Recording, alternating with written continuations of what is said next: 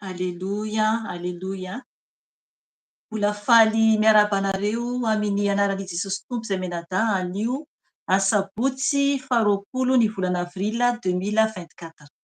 Ry hava-malalao amin'ny tompo, entsika ny hira teo manambara hoe ao ny lanitra tsara tokoa. Ry havana, ny lanitra tsara tokoa. Hovan-tanina rahatrizay hoy ny hira, hovan-tanintsika. Tena matoko marina ve tompoko isika fa ho tafiditra ny lanitra. Iny hira iny dia hira firahintsika gasy. Tiantsika iny hira iny. Dia tsapanao ve rehefa mihira any izay hira izay ianao hoe ao ny lanitra tsara tokoa. Izay fonenana mandrakizay. Rasy kely azafady kely averiko jerena kely. Izay fonenana mandrakizay. Tany be asambarana koa ao isika hiaona indray. Ry havana, fonenana mandrakizay. Tena ho mandrakizay itsika tokoa ve? Sao dia ho diso fanantenana isika. Sao dia ho diso fanantenana isika. Ry havana manambara ny tononkira fa tany be asambarana koa. Ao isika hiaona indray. Engany ho tanteraka amintsika tokoa izany. Eny tena tany be asambarana tokoa satria any ny Ray, any ny Tompo ary ihany koa ny Fanahy Masina. Ary amin'izao fotoana izao dia efa ao amintsika izy raha tena zanany marina isika tsiraray avy. Sao dia mihira any iny hira iny isika kanefa tsy ao amin'ny Tompo ka ho diso fanantenana. Ry havana, ny teny izay nomeny Fanahy Masina hibebahantsika anio alohantsika hibebaka, hivavaka hibebaka sy handroaka devoly dia ao aorianan'izay ny mpanompon'Andriamanitra hitondra ny teny izay teny hampaherezana antsika dia ao amin'ny bokin'ny Galatiana. Galatiana 5:17-20 ka hatramin'ny 4:20. Io zany no tiany Fanahy Masina hampibebahana antsika anio. Galatiana 5:17-20 ka hatramin'ny 4:20. Ry havana, ho vakiantsika ny teny dia andinika ny tenantsika tsiraray avy isika raha tena ao amin'ny Tompo marina isika na tsia, na ao amin'ireo zavatra misy ireo ao anatin'ny io Galatiana io dia misy ny fiainantsika izay tsy hatafiditra antsika any an-danitra. Momba ny amin'ny nofo izany. Tiantsika ny Tompo ary miantso antsika ny Tompo mba tena hiverenantsika aminy. Ka rehefa mihira ilay hira teo isika hoe ao ny lanitra tsara tokoa dia tena mba ho tafiditra any an-danitra. Ry havana, rehefa farany mpanompon'Andriamanitra dia hiantso ny olona izay handrainy Jesosy ho Tompo sy ho mpamonjy. Satria ny Tompo dia nibaiko anay izy zany hoe mila manao antso. Antso ho an'izay olona mbola any ivelan'ny vala zany raha ohatra ianao mbola tsy manana Jesosy ho Tompo sy mpamonjy ny fiainanao. Dia eo ihany koa ianao izay efa niaraka tamin'ny Tompo teo aloha nefa niverin-dalana. Antso anao koa zany izay. Ka rehefa miantso zany ny mpanompon'Andriamanitra rehefa avy eo hoe izao no ataontsika dia aoka koa ianao hanolo tena ho an'ny Tompo raha ohatra ka niverin-dalana ianao tompoko. Satria ny Tompo dia miandry antsika tsiraray avy hiverina eo aminy isika. Ho vakiantsika ny tenin'Andriamanitra dia rehefa avy eo tsika manazava fohy zany ny Fanahy Masina dia hibebaka isika ao aorianan'izay. Galatiana 5:17-20 ka hatramin'ny 4:20. Vakiantsika ny teny amin'ny anaran'i Jesosy Tompo. Ny titra dia hoe tsy miaina araka ny nofo fa araka ny fanahy. Efa nantsoina ho amin'ny fahafahana ianareo, ry rahalahy, ry rahavavy, kanefa aoka tsy ho entinareo anaraka ny nofo izany fahafahana izany. Ny fanompoa amin'ny fitiavana. Fa tanteraka amin'ny teny iray ihany ny lalàna rehetra dia izao: tiava ny namanao tahaka ny tenanao. Fa raha mifandramatra sy mifampihinana ianareo, aoka tsy hifandringana. Hoy kosa aho, mandehana araka ny fanahy dia tsy hatanteraka ny filàny nofo ianareo. Manana filàna manohitra ny fanahy mantsy ny nofo, ary manohitra ny nofo ny fanahy. Mifanohitra izy ireo mba tsy ahazahoanareo manao izay zavatra tianareo atao. Raha tarihin'ny fanahy ianareo dia tsy mba ambany lalàna. Fa miharihary ny asan'ny nofo dia izao: fijangajangana, fahalotoana, fijejojejona, fanompontsampy, fitehirizana ody ratsy, fandrafiana, fifandirana, adilay, fialonana, lolompo, fifampiandaniana, fitsitokotokoana, fitsiriritana, fahamamoana, filalaovan-dratsy sy ny toy izany, izay ampitandremako anareo rahateo, tahaka ny nampitandremako anareo fahiny koa, fa tsy andova ny fanjakan'Andriamanitra izay manao izany. Ny vokatry ny fanahy kosa dia fitiavana, fifaliana, fiadanana, faharipo, fahamoram-panahy, fanaovan-tsoa, finoana, fahalemem-panahy, fifehezantena. Tsy misy lalàna manohitra izany, fa izay any Kristy Jesosy dia efa nanombo ny nofony mba amin'ny faniriany sy ny filàny teo amin'ny hazo fijaliana. Raha velona amin'ny fanahy isika dia aoka andeha araka ny fanahy. Aoka isika tsy eboebo foana ka hifampiantsy sy hifampialona. Amen. Ry havana io teny io zany no hibebahantsika rehefa avy eo. Fahalohan'izany hivavaka aloha isika hisaotra ny iray ny amin'ny fotoana izay nomeny antsika anio. Ary koa ny amin'ny hira izay efa henontsika teo ny amin'ny hoe en lanitra tsara tokoa.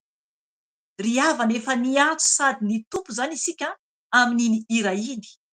Raha tena vonona tokoa ianao hoe hiditra any an-danitra indray andro. Ry havana, hivavaka isika hisaotra ny iray dia hoentiko ny teny izay tenenin'ny fanahy masina zany hampibebahana antsika rehefa avy eo. Hivavaka isika. Ray malala ho misaotra anao, midera mankalaza anao, satria mbola nomenao tombonandro izahay. Ahafahanay mivory eto raha io, hiantso ny anaranao, hangataka fifonana aminao, mamelanay ray malala, satria tsy mendrika izahay. Zinona moa izahay? Ray io, oka ianao no hiasa aminay tsiraray avy, misandrata ray. Oka ny fahalehibiazanao no ho hita amin'ny fiainanay tsiraray avy. Ka mangataka aminao Jesosy io, oka ianao niditra an-tsehatra Jesosy, ka ny nofinay dia angina, fanahy masina ho mitenena amin'ny alalanay tsiraray avy, satria ianao le fanahin'ny ray, ianao le lehibe indrindra ary tsy misy toanao. Misaotra ray, tera ho anao rery ihany, hatramin'ny taloha indrindra, sy ankehitriny ary mandrakizay doria. Amen. Ry havana ny tenin'Andriamanitra izany dia eo amin'ny bokin'ny Galatiana, toko 5, andiny 17 ka hatramin'ny 4:20. Ny tenin'ny Tompo dia efa novakiantsika teo. Zafady. Dia mivaky toy izao any amin'ny andiny 17 ka hatramin'ny 5:20. Novakiko amin'ny anaran'i Jesosy Tompo. Efa nantsoina ho amin'ny fahafahana ianareo ry rahalahy, ry rahavavy izany koa zany kanefa aoka tsy hoentinareo anaraka ny nofo izany fahafahana izany.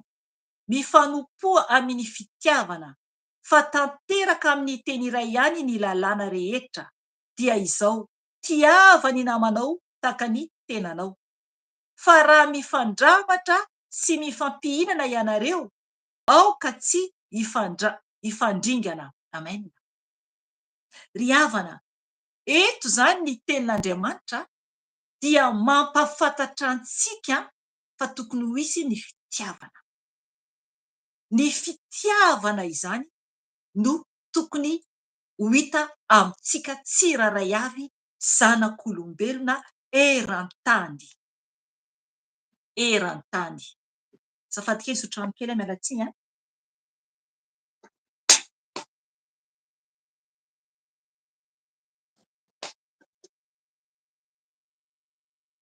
Miala tsiny tompoko.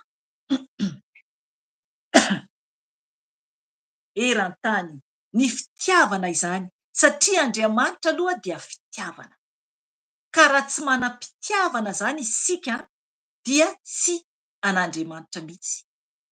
Ry havana, eto ny tenin'Andriamanitra dia manambara hoe efa natsoina ho amin'ny fahafahana ianareo ry rahalahy, ry rahavavy koa zany, kanefa aoka tsy hoentinareo anaraka ny nofo izany fahafahana izany. Mifanompoa amin'ny fitiavana. Ry havana, rehefa manompo ny tompo zany isika, na rehefa miaraka amin'ny olona dia tokony tsy hanararoatra. Tsy hanararoatra araka ny nofo izany, fa tokony mandeha amin'ny fitiavana araka ny fanahy. Ho hitantsika eo any ambany, araka ny fanahy. Mety efa haintsika ity Galatiana ity, fa rehefa averin'ny fanahy masina zany dia amin'ny endriny hafa no ampisehoany azy, fa tsy tahaka ny teo aloha. Misy vaovao foana ny tiany ambara amintsika rehefa miverina ny teny, na verse aiza io na toko aiza io a, rehefa averin'ny tompo eo amintsika na averiny isaky ny asabotsy eto raha ohatra, dia misy tiany ampahafantarina antsika vaovao ao izay. Amen. Eto zany dia hoe ny fitiavana, izany hoe ny piratam-po ao amin'ny tompo zany, ny mpinamana zany, ny mpiara-miasa izany ao amin'ny tompo a, dia tokony ho hisy fitiavana izany. Fa raha tsisy fitiavana ao dia ho simba foana ny asa ary ho rava tanteraka. Isika satria isika izany tokony mandeha araka ny fanahy fa tsy ny nofo. Izay ataontsika rehetra dia araka ny fanahy. Araka ny fanahy. Ny tenin'Andriamanitra mazava tsara mihitsy ny hoe efa natsoina ho amin'ny fahafahana ianareo.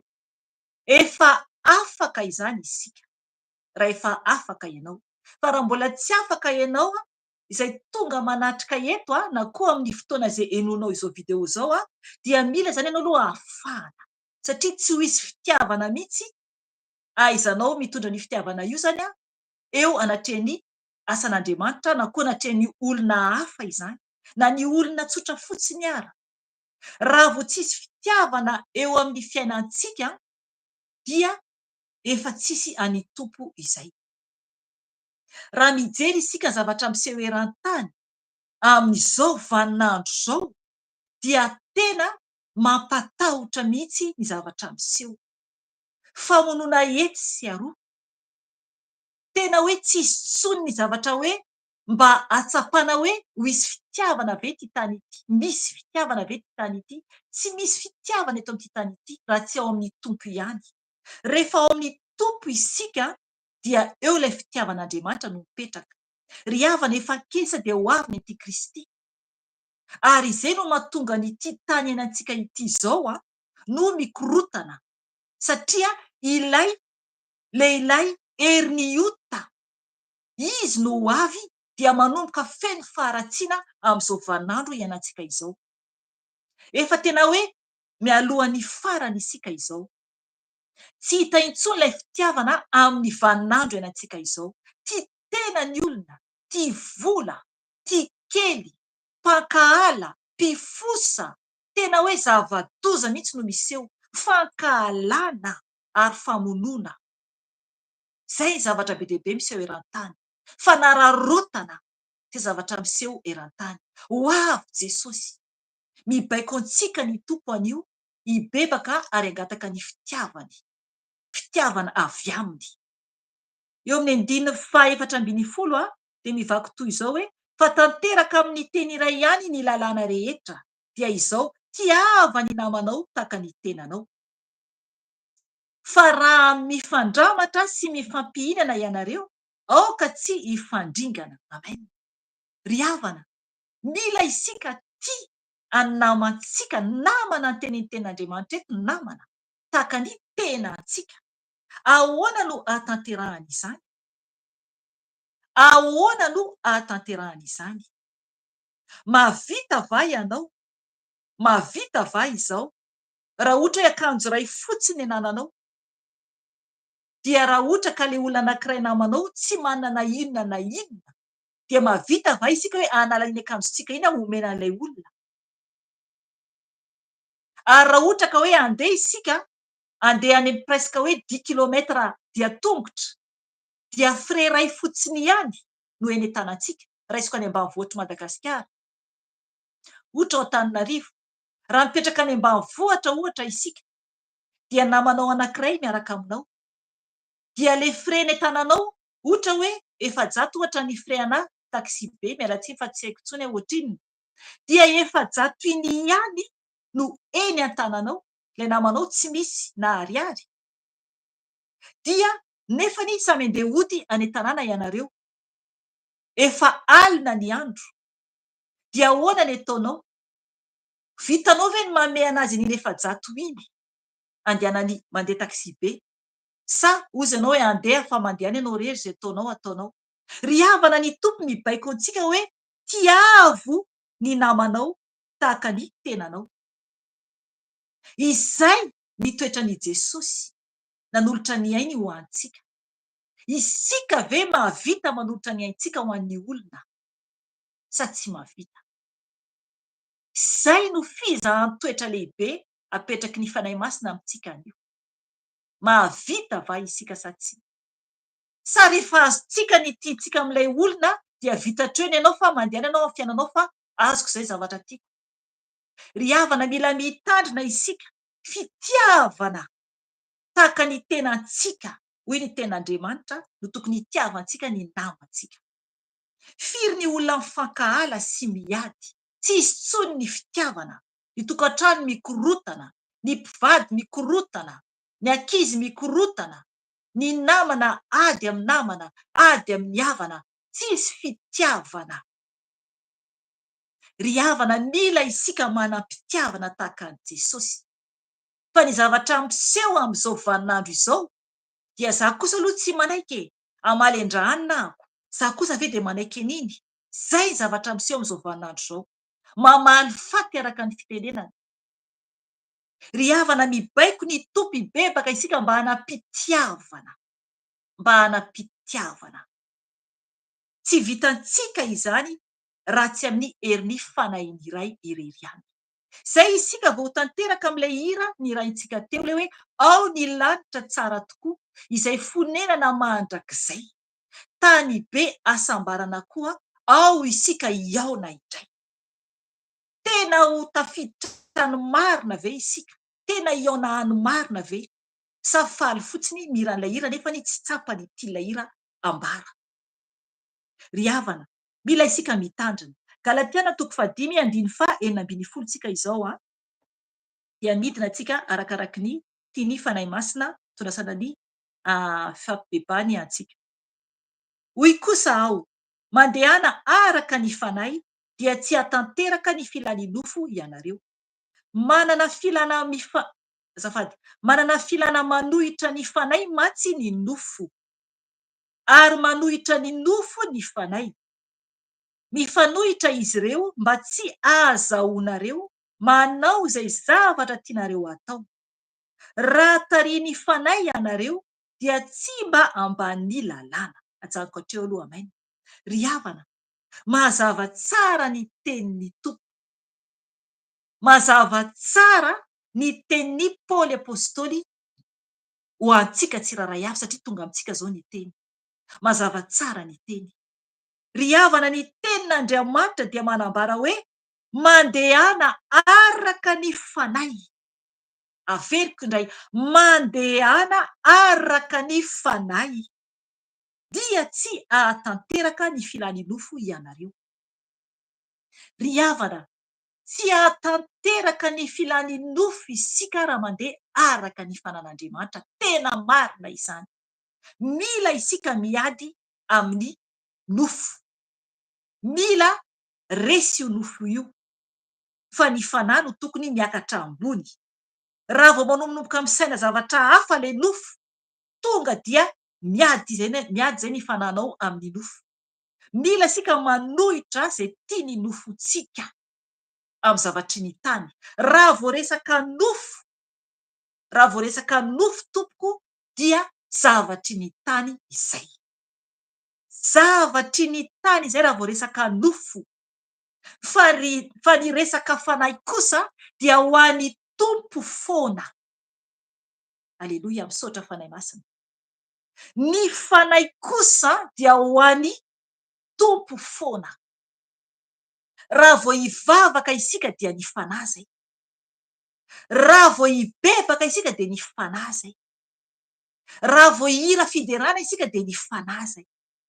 Raha vao hanao soa amin'ny anaran'i Jesosy isika dia ny fanahy zay. Raha vao malahelo ny mahantra isika dia ny fanahy zay. Raha vao hanao ny asan'ny tompo isika mare hoe manao ny asan'ny tompo hanao ny asan'ny tompo ataoko ity dia ny fanahy zay. Raha vao misy zavatra ataontsika araka ny fanahy, ohatra hoe manao délivrance olona dia ny fanahy zay. Dia tsy hatateraka ny nofo isika. Ohatra mivavaka olona ho an'ny olona anankiray dia ny fanahy zay. Hitanao le olona fa tena hoe mankahala anao dia mivavaka ho azy ianao dia ny fanahy zay. Aleloia, misaotra fanahy masina isika. Mazava tsara nyity fanahy masina ambara amintsika. Fa raha vao resaka nofo dia ame ohatra vitsivitsy aho. Hividy tômôbila tsaratsara aho, hividy akanjo aho, hividy kiraro aho, hividy sakafo aho, hividy an'ity aho, hanao an'ity aho, hanositra an'ity aho, hoentiko ny zanako, hoentiko ny vadiko, andeha ery an'anina, hanao an'izao aho, hanao an'izao aho, hanao an'izao aho, na izaho zao, na izaho zao, na izaho zao. Raha resaka nofo, zany asako toy izao, zany diplômako toy izao, zany tranoko toy izao, zany ankohonako toy izao, zany voliko tiako atao an'izao, zako tarihan'anina dia zao no ataoko, zao zavatra nataoko. Zay ilay nofo. Zay ilay nofo. I anona mahasosotra ahy, i anona tsy tiako, i raha anona mandreraka ahy. Zay ilay nofo zay. Raha vao mandeha araka ny nofo isika dia misokatra ny varavaran'ny afobe. Misokatra ny varavaran'ny afobe satria tsy mandeha araka ny fanahy. Eto ny fanahy masina mibaiko antsika anio andeha araka ny fanahy. Hoy ny teniny, mandehana araka ny fanahy dia tsy ahatanteraka ny filàn'ny nofo ianareo. Manana filàna manohitra ny fanahy mantsy ny nofo. Zay le fanoheran'ny nofo ny fanahintsika. Ary manohitra ny nofo ny fanahy. Mifanohitra izy ireo mba tsy ahazahoanareo manao izay zavatra tianareo atao. Amen. Zay le izy tompoko. Izay zavatra tiantsika atao araka ny nofo dia tsy azontsika atao rehefa tena anatin'ny fanahy isika. Rehefa tena ao amin'ny fanahy isika. Nefa eto aoka ho tsapantsika tsara. Fa rehefa tena ao amin'ny fanahy isika dia faly isika fa tsy voatery hanao zavatra ratsy intsony izay fiainan'ny nofo. Zay le izy rehefa tena ao amin'i Jesosy. Tsy hoe koa malahelo fa tsy afaka manao an'izao. Tsy hoe koa malahelo fa tsy afaka mangalatra ohatra. Ry havana, rikoriko isika ny amin'ny asan'ny nofo rehefa ao amin'ny fanahy. Zay le mifanohitra mihitsy izy roa, mifanohitra. Olona anankiroa mifanohitra dia tsy azo ampiraisana lalana. Ohatr'izay ny nofo sy ny fanahy. Ny nofontsika te hanao zavatra tsy mety. Ny fanahintsika te ho any an-danitra araka ny hira ninontsika teo. Ary faly ny fanahintsika rehefa resy ilay nofo. Resy tanteraka ny nofo. Ary tsisy intsony hoe faniriantsika rehefa tena ny fanahintsika no velona ao anatintsika. Ary tena sambatra ary isika. Feno fahasambarana. Feno fahasambarana. Hafa mantsy hoe malahelo ny fahotana. Iny dia mbola ao anatin'ny nofo iny satria mbola tia ilay fiainana nofo. Mbola tia ilay fiainana nofo. Hafa mihitsy izany tena hoe mangetaeta hiditra lavitra, feno fanahy masina, miaina araka ny fanahy. Olon'ny fanahy fa tsy olon'ny nofo intsony. Aleloia. Voninahitra ho an' Jesosy. Voninahitra ho an' Jesosy. Andiva valambiny folo. Raha tariany fanahy ianareo dia tsy mba ambany lalàna. Ry havana, ny lalàna dia fantatsika tsara fa maro be. Ny lalàna ho an'ny nofo avokoa izany. Raha mamaky isika ny any amin'ny bokyny Exodosy, Deutéronomie, Levitikosy dia are isika hoe aza manao an'izao, aza manao zao, nofo avokoa izany. Nofo avokoa izany. Maro ny ohatra zavatra tsy azo atao. Aza mandro sakafo ohatra ny asabotsy. Na koa hoe aza manao an'ity, aza manao an'ity. Aza mandrehitra jiro. Na hoe aza mandeha manao fitafiana toy izao. Aza manao an'izao. Zay zavatra rehetra izay dia momba ny amin'ny lalàna avokoa izany. Nofo avokoa izany. Fa rehefa tariany fanahy isika dia mazava tsara ny fanahintsika ny tokony ataontsika. Tsy ny nofontsika intsony no mibaiko, fa ny tompo, ny fanahy ao anaty no mibaiko, na amin'ny fitafiana ara, na amin'ny fiainantsika ara.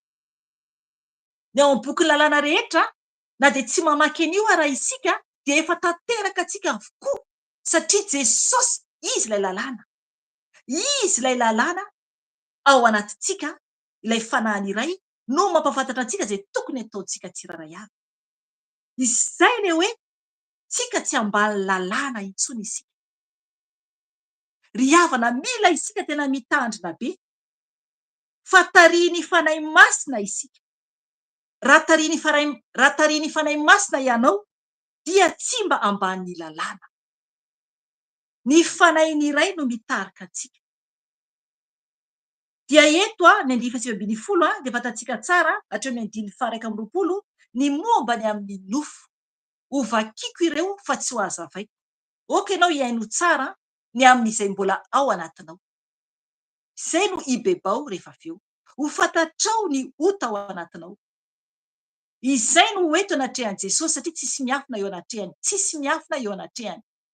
Ho vakiako ny teny afaka vakianao koa raha mana baiboly ianao Galatiana 5:7 ka hatramin'ny 1:20 dia ho fantatrao hoe inona no mbola ao anatinao. Ilay nofo zany io ilay fomba na nofo io.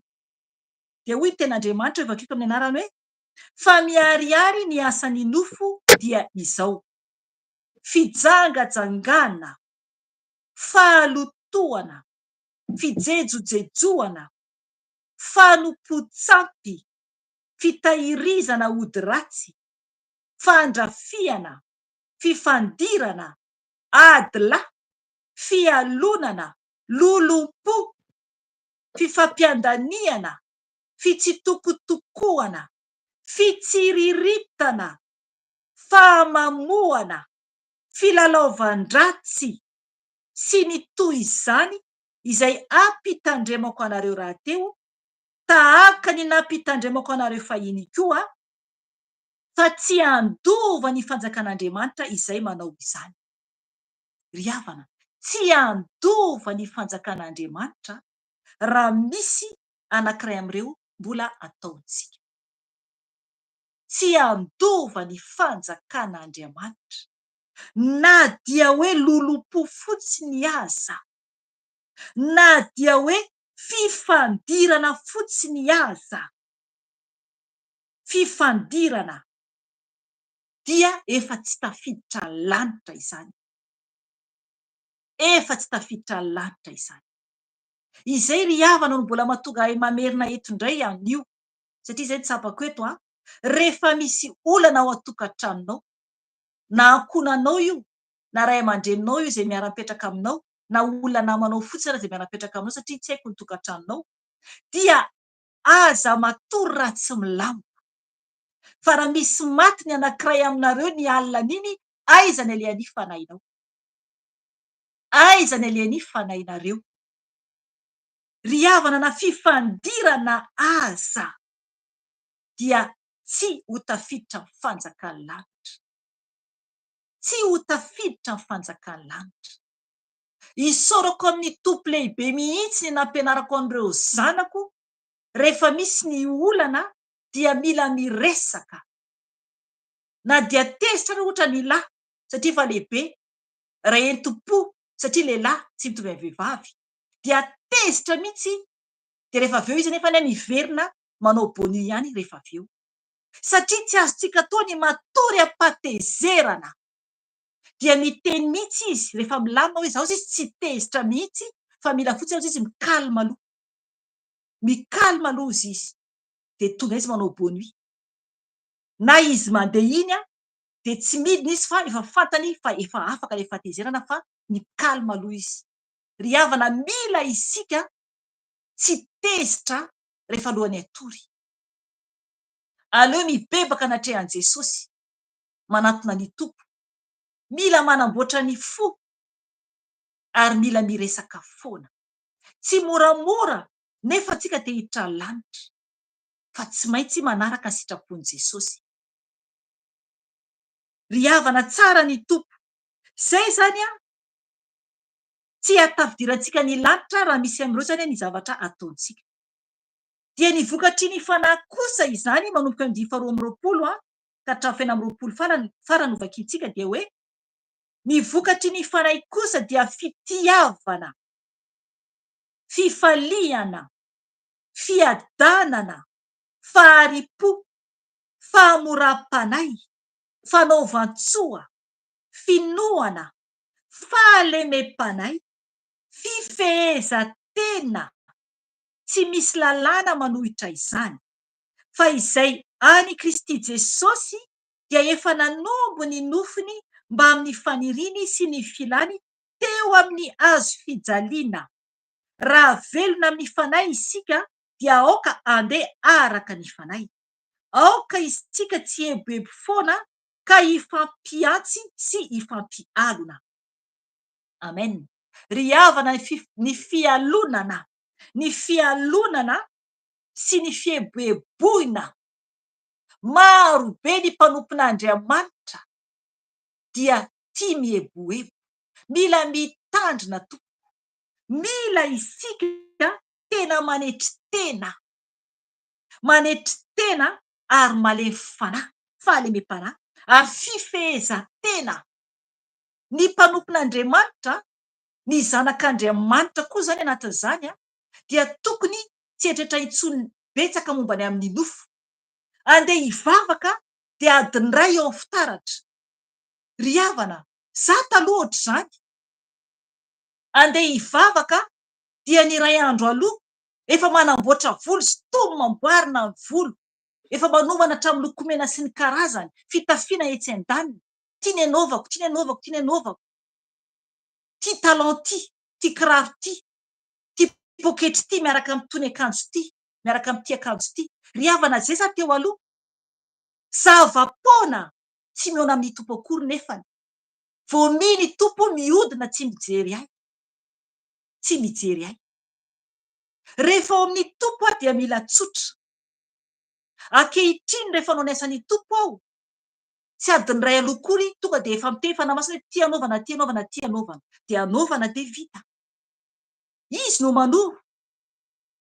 Tia anaovanao. De ohatra hoe manao anankiray hoe ty tsy mety ty fa ataovy an'ity iray ity. De vita. Zay ny ao amin'ny tompo. Tsy ny nofo intsony fa ny fanahy. Mila madio ny tena, lohaka hatramin'ny tongotra, madio tanteraka isika. Madio tanteraka, ny fitafiana koa tsotra sady madio. Zay ny ao amin'i Jesosy. Zay ny ao amin'i Jesosy. Ry havana, mila isika mandeha araka ny fanahy. Vonona ve ianao tompoko andeha araka ny fanahy mba ho tanteraka amintsika ilay hira nataontsika tery am-piandohana hoe ao ny lanitra tsara tokoa. Izay fonenana mandrakizay oka tsy ho fahazarana fotsiny ny hiran'iny hira iny fa mba ho tafiditra tokoa any an-danitra mandrakizay. Mampalahelo be dia be ny mihira an'iny nefa tsy fantany akory ny dikany. Ohatrana teo aloha ohatrany koa. Mampiaka-peo ery rehefa mihira nefany ho any amin'ny hafa be ny hafarako tamin'izany satria ny fiainako hafa, ny hira ataoko hoe hiran'Andriamanitra. Tsy ho ahy mihitsy. Ry havana, aoka isika hisaintsaina izay hira ataontsika alohan'ny hanokatra ny vavantsika. Aoka isika tena andinika tsara. Eo ihany koa ny tenin'Andriamanitra. manamarina tsara eto fa ny vokatry ny fanahy dia fitiavana. Fitiavana. Ilay ny tompitsika anampitiavana. Ry havana, mila isika miova, mila isika mifetena. Mpanompon'Andriamanitra, zanak'Andriamanitra tsy mila zavatra be dia be eto amin'ity tany ity, na vidy zavatra luxe be hoe ahoana na ahoana. Mila mifetena, manome ho any mahantra, karakara ny reraka, tsy manao fitiavan-tena, manampy ny olona. Ry havana, hibebaka isika mba ho velon'ny fanahy isika, ary koa andeha araka ny fanahy. Ary koa andeha araka ny fanahy. Hoeto eo amin'ny tompo ny tenanao. Hoeto eo amin'ny tompo ny tenanao. Aoriana izay tsika dia androaka devoly. Roay ny devoly izay tsapanao ao aminao. Fa ny tompo irery ihany no ahafahantsika manafaka antsika. Raha isika tsy mahay mahafaka ny tenantsika isika, fa Jesosy irery ihany no mahafaka antsika mba ho voavonjy ny fanahintsika. Izy irery ihany no afaka antsontsika. Ry havana, hibebaka isika androaly ka isika hibebaka eo anatrehan'ny tompo. Androaly ka isika tompoka hibebaka eo anatrehan'i Jesosy. Eto amin'i Jesosy ny tenanao.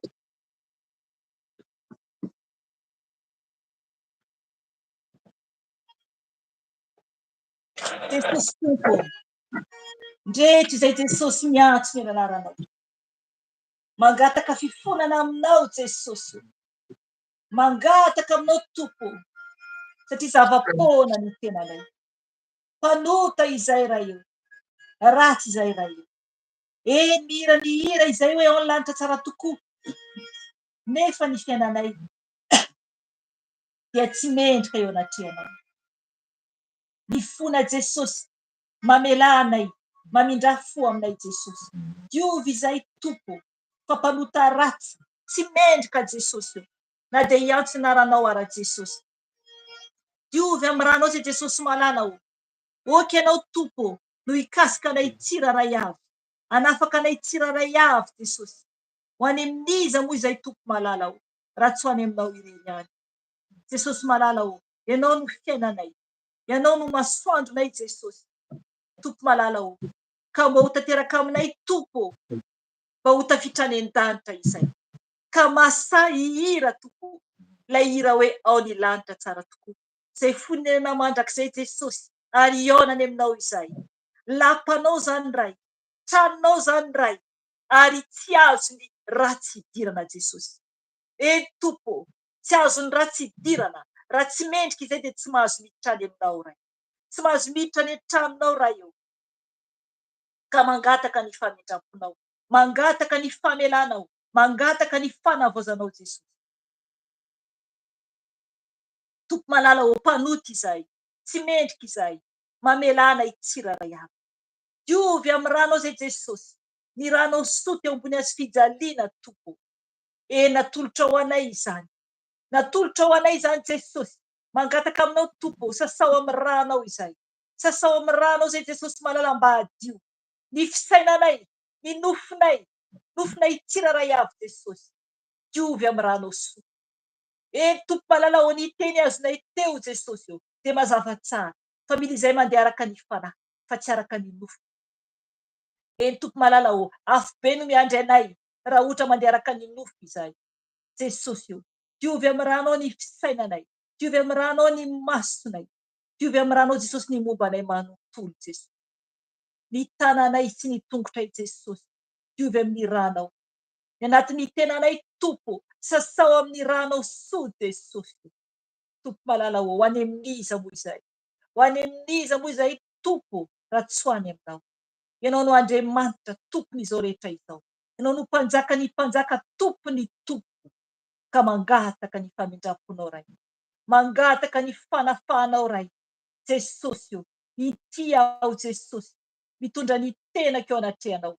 Diovy amin'ny ranao Jesosy ny vavako, diovy amin'ny ranao Jesosy ny tenako manontolo Jesosy. Jesosy izay mibebaka aminao tsiraray averan-tany.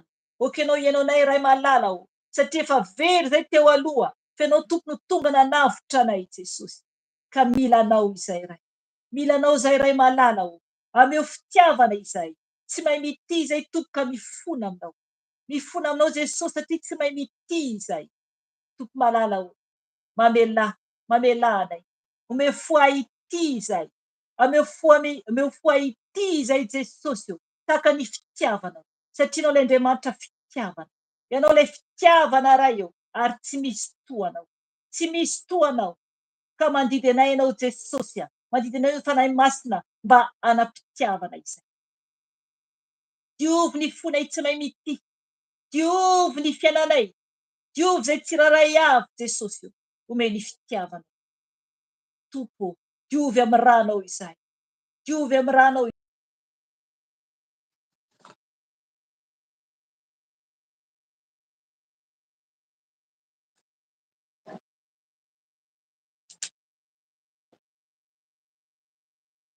Tsiraray averan-tany Jesosy malalao. Tompo malala ame foi ity zay tsiraray averan-tany. Tompo malala ho any amin'iza moa izay. Ho any amin'iza moa izay. Sotroinay ny ranao Jesosy anadio sy hanafaka anay. Zay rehetra anatinay tompo zay tsy mendrika anatinay Jesosy dia doranay amy ranao zany Jesosy. Ranao tompo no sotroinay. Sotroinay Jesosy ny ranao Jesosy. Ranao to ambonay fijaliana Jesosy dia ilainay amy tenanay tompo malalao. Diovy amy ranao Jesosy zay atiny tenanay, lalandranay, ny mombanay manontolo Jesosy io. Ny mombanay manontolo Jesosy io. Diovy amy ranao Jesosy. Fanahy masina o. Milanao fatratra izay. Milanao fatratra izay fanahy ny ray. Ianao le eto aminay mandrakariva. Eo aminay mandrakariva ianao. Mangataka aminao fanahy masina ameno anay tsiraray avy. Hiasa aminay tsiraray avy fanahy masina. Fanahy ny ray. Milanao izay. Milanao izay ameno anay tsiraray avy. Feno ianao izay fanahy masina. Feno ianao izay fanahy masina o. Oka ianao ameno anay tsiraray avy. Anadio ny ankonanay tsiraray avy. Ameno ny ankonanay tsiraray avy. Anavao anay. Anavao anay. Ampianatra anay. Hitarika anay amin'ny marina rehetra. Fanahy masina o. Oka ianao no hiteny amin'ny alalan'ny mpanomponao rehefa avy eo. Oka ianao no hiteny fanahy masina amin'ny alalan'ny mpanomponao. Zay tondra ny teny fampaherezana tompo malala o. Oka ianao no hiteny fanahy masina o. Apetreo mandrakariva izay. Oka ianao hikasika ny vava ny mpanomponao. Ka ny teny rehetra zay avoaka ny tompo. Dia ianao no hiteny ampianatra anay, ampaherenay, ampiomana anay amin'izay tokony rehetra ho ataonay. Saotra anao fanahy masina satria fa ho avy ianao Jesosy. Ho avy ianao tompo malala o. Hoy ianao hoe roainy devoly dia andositra anareo izy. Ka amin'ny anaranao Jesosy malala o no hitsangananay. Androanay ny asany maizina rehetra. Ka amin'ny anaranao tompo. Anaranao Jesosy efa Nazareta didiko sy androako ny asa matin'ny satana rehetra. Hidevoly tsy fitiavana didiko amin'ny anaran'i Jesosy dia dorana amin'ny rahan'i Jesosy. Verana davaka ny henonareo. Miala ny devoly mifankalala rehetra tsy ambinina rehefa tena amin'ny rahan'i Jesosy. Verana davaka ny henonareo manasona rehetra. Tena amin'ny rahan'i Jesosy. Davaka ny henon'ny plasareo. Miala ny devoly fifandirana rehetra tsy ambinina fa dorana amin'ny rahan'i Jesosy. Dorana amin'ny rahan'i Jesosy verana davaka ny henonareo. Miala ny devoly mpapiady rehetra zay mialokaloka tokantranonay dia pitehana amin'ny rahan'i Jesosy. Pitehana amin'ny rahan'i Jesosy davaka ny henon'ny plasinareo. Mialinareo. Miala ny devoly Belzebuba. Dorana amin'ny rahan'i Jesosy. Dorana amin'ny rahan'i Jesosy amin'ny anaran'i Jesosy efa Nazareta. Dorana amin'ny rahan'i Jesosy. Mialinareo miala amin'ny ankonako. Miala tokantranoko ambony ka hatrany ambany. Davaka ny henon'ny plasinareo. Dorana amin'ny rahan'i Jesosy. Miala devoly Lucifera. Pitehana amin'ny rahan'i Jesosy. Pitehana amin'ny rahan'i Jesosy. Pitehana amin'ny rahan'i Jesosy. Pitehana amin'ny rahan'i Jesosy. Pitehana amin'ny rahan'i Jesosy davaka ny henon'ny plasinareo. Amin'ny plasinareo mialinareo tsy ambinina. Miala tokantrano. Tsy manakely, tsy manapahefana aminay efa resinareo. Ny afolanitra mandravarava ny asany maizina rehetra. Mialinareo miala ny asa maty satana. Dorana amin'ny rahan'i Jesosy. Verana davaka ny satana. Entiny etanao. Davaka ny henon'ny plasinareo. Dorana amin'ny rahan'i Jesosy. Dorana amin'ny rahan'i Jesosy. Entinao amin'ny rahan'i Jesosy efa Nazareta. Pitehana amin'ny rahan'i Jesosy. Pitehana amin'ny Jesosy. Miala ny devoly ny drakona fitoloha. Miala ny devoly.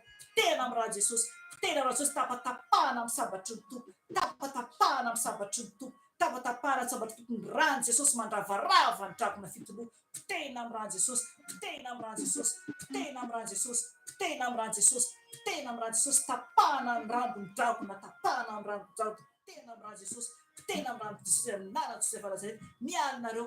Mialinareo. Mialinareo miala devoly Belzebuba. Verina davaka ny helo. Miala pitehana amin'ny rahan'i Jesosy. Pitehana amin'ny rahan'i Jesosy. Miala devoly Jezebela didina anazy Nazareta. Pitehana amin'ny rahan'i Jesosy.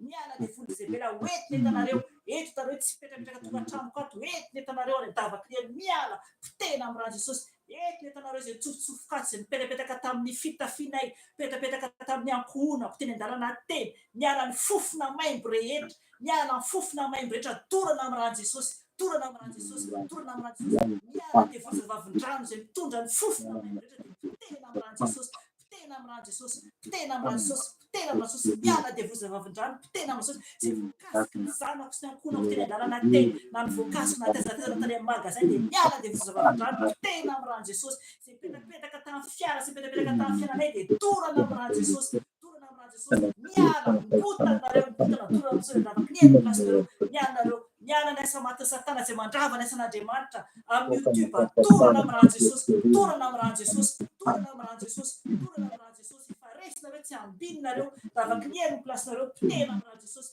mialanareo, mialanareo, miala dia voly aliko ny fahafatesana, torana amin'ny ran'i Jesosy, torana amin'ny ran'i Jesosy, torana amin'ny ran'i Jesosy, torana amin'ny ran'i Jesosy, miala dia voly aliko ny fahafatesana, torana amin'ny ran'i Jesosy, davak'neny ny plasinareo, ran'i Jesosy, ran'i Jesosy mandravarava, mandravarava, mandravarava, miala dia voly fanompontsampy rehetra izay mitady nafitanay dia tsy ambinareo, miozona rehetra izay manafitanay dia tsy ambina, fa torana amin'ny ran'i Jesosy, torana amin'ny ran'i Jesosy, fahavaratsy rehetra navoakan'olona izay manozonozo rehetra dia tsy ambina, fa torana amin'ny ran'i Jesosy, torana amin'ny ran'i Jesosy, tsy makasika ny ankohonako izany, fa torana amin'ny ran'i Jesosy, miala dia voly fandravana rehetra, potehina amin'ny ran'i Jesosy, voly tsy fitiavana, potehina amin'ny ran'i Jesosy amin'ny asan'Andriamanitra, miala izany, miala dia voly mpamosavy fanafian'ny mpamosavy, torana amin'ny ran'i Jesosy, torana amin'ny ran'i Jesosy, davak'neny ny plasinareo tsy ambinareo, mialanareo, miala dia voly menarana ela, potehina amin'ny ran'i Jesosy, potehina amin'ny ran'i Jesosy, miala dia voly menarana tranainy, potehina amin'ny ran'i Jesosy, miala amin'ny ankohona, davak'neny ny plasinareo,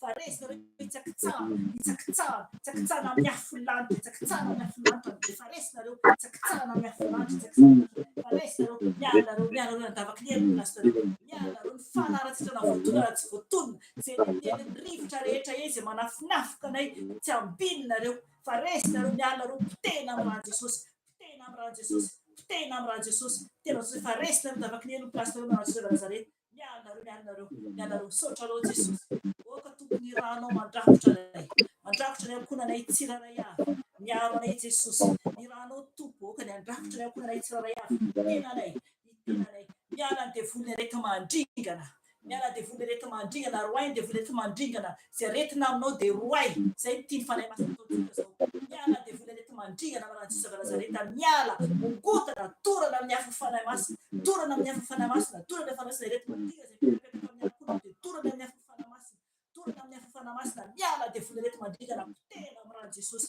potehina amin'ny ran'i Jesosy, potehina amin'ny ran'i Jesosy, ny afo fanahy masina mandevina, mandevina ny rehetra mandringana rehetrarehetra, potehina amin'ny ran'i Jesosy, tsy ambinareo, miala amin'ny ankohonako, miala amin'ny tenanay, torana amin'ny ran'i Jesosy, mialanareo, mialanareo, mialanareo, fanaratsy rehetra dia potehina anareo mandrakizay doria, misaotra tompo, misaotra tompo, rakofy ny ranao zay, rakofy ny ranao ny ankohonanay tsiraray avy, rakofy ny ranao ny tenanay, ny zavatra izay anananay, rakofy ny ranao Jesosy, tompo manala ho ambeno izahay, oka ny enjenao itompo manodidina anay tsiraray avy zanakao eran-tany, oka ianao tompo anefa ny enjenao manodidina anay tsiraray avy eran-tany, misaotra anao ray, misaotra anao ray, miala dia voly rehetra rehetra izay manafinafika anay tsy ambinareo, faresinareo, faresinareo, ranao Jesosy mandrakotra anay, ranao Jesosy, ranao Jesosy mandrakotra anay, misaotra Jesosy, misaotra Jesosy, misaotra Jesosy, aleluia, aleluia, aleluia, aleluia, aleluia, aleluia, amen, amen, amen. Misaotra Jesosy tompontsika, voninahitra ho an'i Jesosy a, dia omeko any evangeliste Erika ny toyany a, ny amin'ny tenin'Andriamanitra, amen. Amen. Amen. Dia miarabantsika rehetra ry havana amin'ny anaran'i Jesosy Kristy Tompo ary ampitovana amintsika ny fahasoavana fiadanana avy amin'Andriamanitra iray ary ny firaisana amin'ny fanahy masina. Somary manako aty amiko kafaiko hoe mitovy amin'izay koa any amin'ny mamaky Filisa, somary manako ny teny. Izay ny any Rasy tapahako zany ilay micro-ko angambany.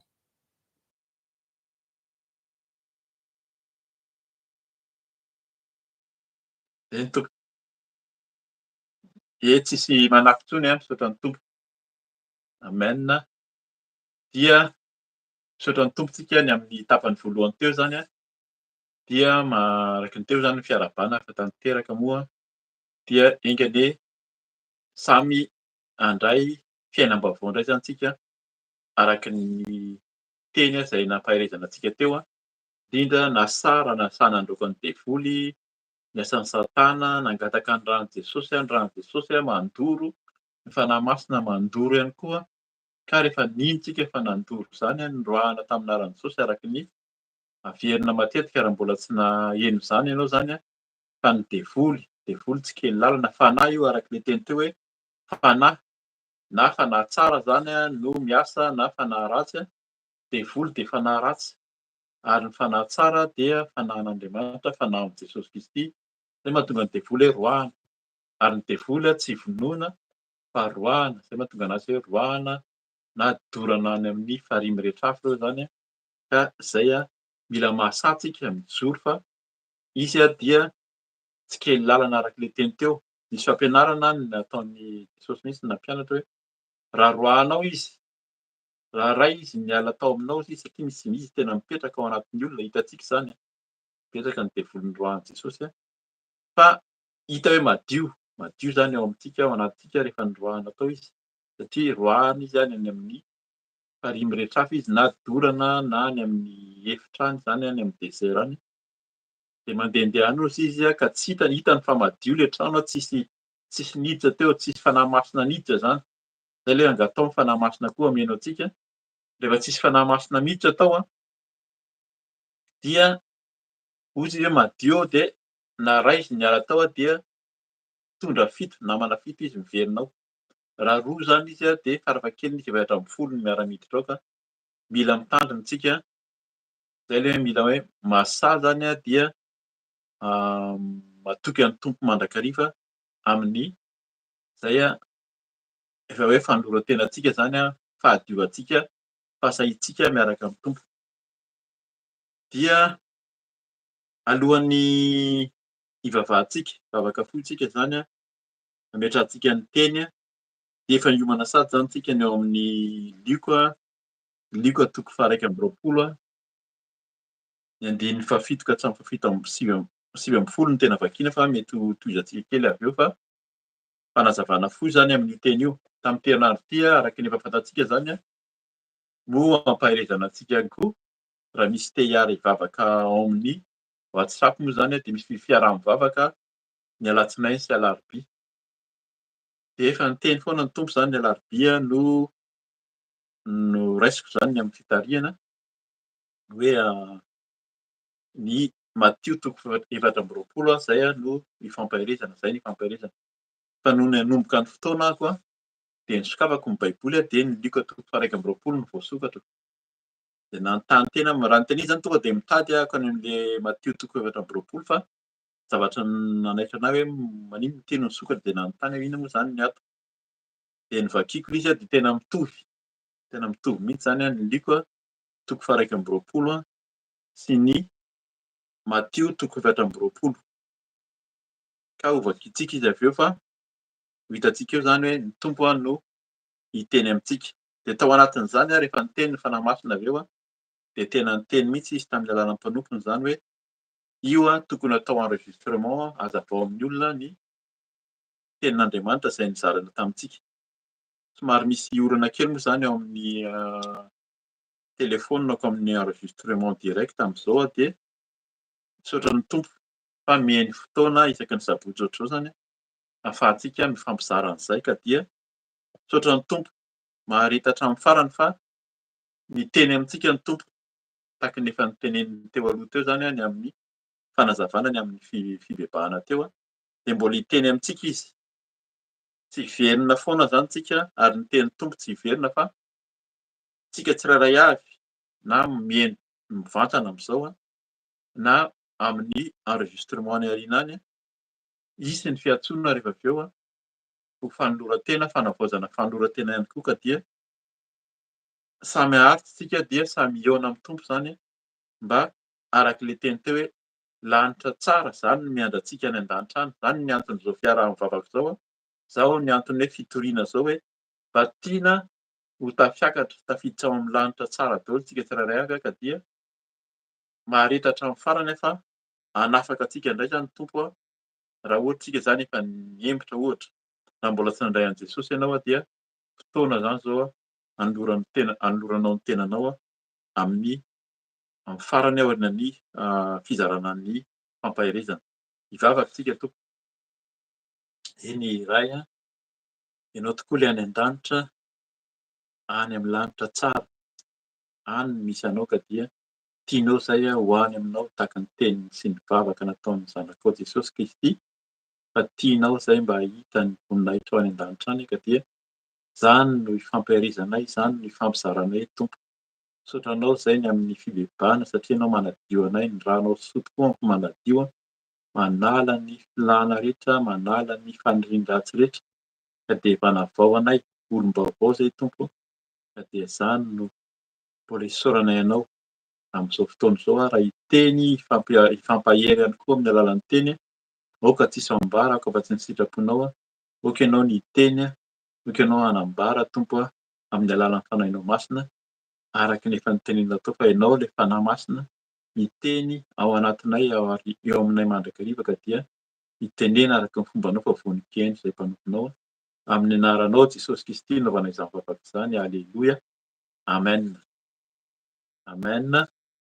Dia hovakitsika izany aloha ny Luka 1:20 ny andininy 7 ka hatramin'ny 8 ihany aloha vakitsika. Dia avy eo hita hoe inona no tokony vakiana, tsara vakiana manontolo izy satria tena mazava zany hatramin'ny farany fa araka ny hoe ny fotoana moa zany mba tsy hivalam-parina dia ataontsika amin'izay aloha fa raha sitrapon'ny tompo ny hamakiana azy dia ho vakitsika eo ihany avy eo. Amin'ny anaran'i Jesosy ny andininy 7 amin'ny soramandry zany na ny lohateny eto aminahy hoe ny famantarana ny havian'ny farany. Ary nanontany azy izy ireo hoe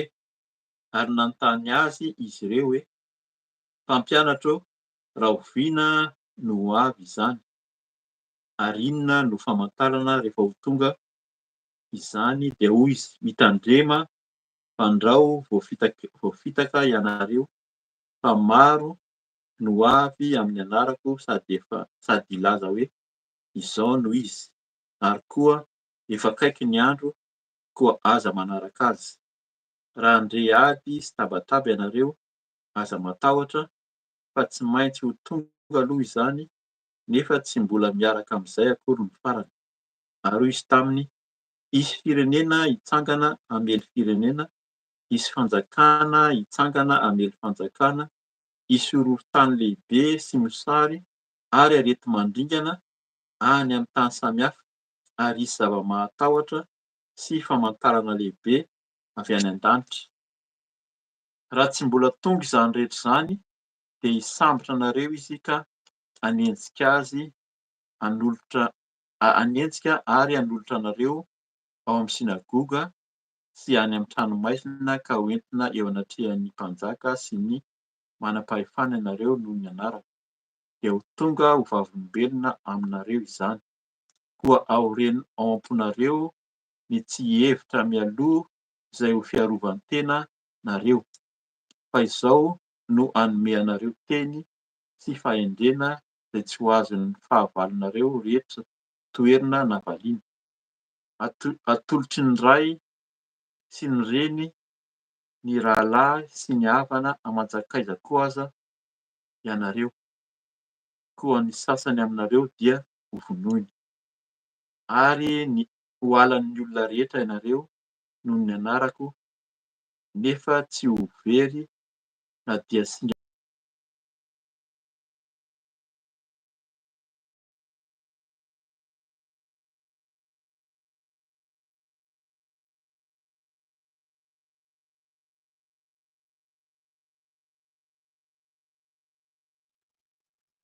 Azafady Sokerika. Aleloia. Aleluia. Ay, Maheno ve ianao? maheno tompoko. Tapaka izany hoe tsy niteny intsony ianao teo kope zany le izy lasa maneno be. Afaka miteny mafafy ianao dia tapahako ny micro-ko azafady Amen. Amen. Maheno. lasa be bruit be. maheno fa misy bruit be misy Ay. dia afaka averinao angamba amin'ny andiny fa 7 ambin'ny folo angamba ny azafady tasy tapahako satria mankalasotsina be Amen. Zany miala tsiny kely fa araky ny fantatsika moa zany dia mifanalavitra ny toerana misy anay Mianadahy dia ny réseau zany indraindray misy elanelana indraindray mety hoe tapaka kely ka dia iverenako vakina zany ny tenin'Andriamanitra eo amin'ny 170. 170 ihany zany vakitsika aloha mbola vakiana daholo moa zany izy avy eo fa araka ny hazavain'ny fanamasina azy eo fa ny 170 no vakiko aloha zany alohan'ny hitondrantsika le fampaherezana manontolo aminaran'i Jesosy hoe aroalan'ny olona rehetra ianareo noho ny anarako nefa tsisy ho very na dia singam-bolo iray eo amin'ny lohanareo aza amin'ny faharetanareo no ahatananareo ny ainareo. Amen.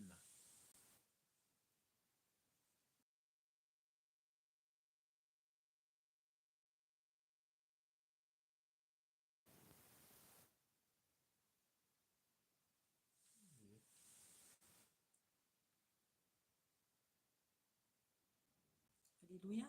Miaratsy indrindra tompoko fa ratsiratsy mihitsy le réseau Miasa na anio maheno tapatapaka foana azafady. zay mihitsy miaratsy mihitsy fa ratsiratsy le réseau fa hitantsika eo raha ohatra ka mbola tapaka ihany dia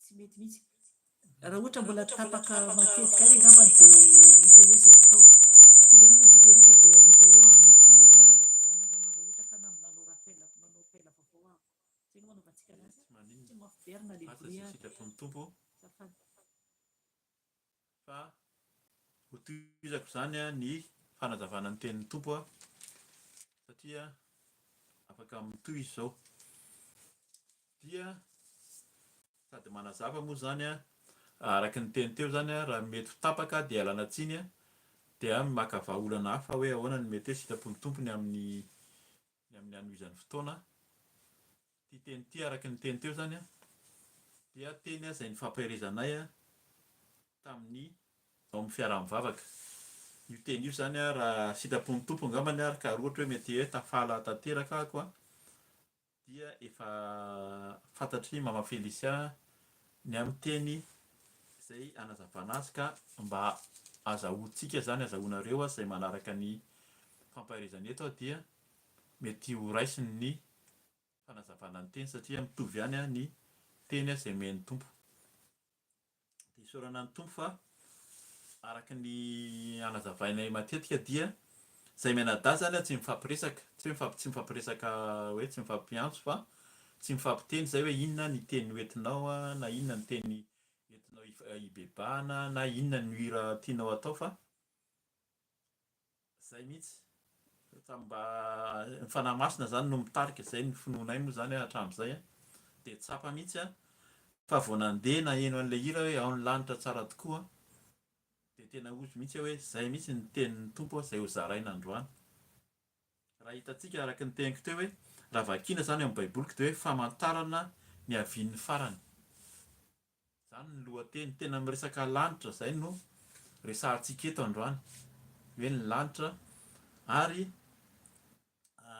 anankiray koa zany sitrapon'ny tompo zay mahatonga an'le hoe ny Luka 1:20 no tiany anazavana azy ny Matthieu 2:20 io raha maheno ianao zany matetika moa zany hoe fa mantaona ny kely ihany zany nefa nisy ny fampaherezana eto dia saika miverina izy io na indray mandeha na indroa faravakely nisy ataona tiany tompo averina foana hoe ho avy ny farany izao ny farany andro farany mila miomantsika ary zay no fampaherezana amin'izao fiaraha-mivavaka izao ho avy Jesosy Kristy miomana ianao ho avy ny farany zay foana tiany tompo resahana misy ny olona zany dia tena tsy tiany zany hoe tena hoe milaingy zany resaka fa tena andro farany zao ry havana dia averina foana tsy faharandro akory hoe androany dia tapitra ny faharandro fa andro farany mila miomana zany mbola anatin'ny fiomanana fa ho avy ny tompo, zay mahatonga antsika hoe mibeba fa raha tonga tokoa ny tompo. Araka ny fijoona vavolombelona teo hoe ao anatin'ny fahatezerana ianao dia tonga dia matory amin'ny fahatezeranao amin'ny ady. Raha amin'iny alina iny ny tonga ny tompo dia ho aiza ny fanahintsika. Zay zany tiana foana hoe ho tafiditra any amin'ilay fanjakan'ny lanitra dia ilay lanitra tsara tokoa. Dia voakiko zany ny amin'ny andininy fahafito ny amin'ny liko toko faha 1 teo aminaran'i Jesosy hoe ary nanontany azy izy ireo hoe mpampianatro raha oviana no avy izany ary inona no famantarana rehefa tonga izany. Hitantsika eto fa milaza ny amin'ny andro farany, ny haviany farany. Jesosy zany miteny hoe isy farany izay ho avy. Amin'ny apokalipsy izy ny tena manazava be da be ny amin'ny farany io dia mila mitandrina hozy izy, mila fantarina ihany koa, mila fantarina tokoa zany fa tsy hoe manao hoe miafina. Ny Autrisy moa zany fahafantatsika tsara hoe rehefa menjehana na misy fahavalo dia asitriny anaty tany ihany ny lohany, fa ny vatany izay hita eo dia lava be eo ihany hita ihany.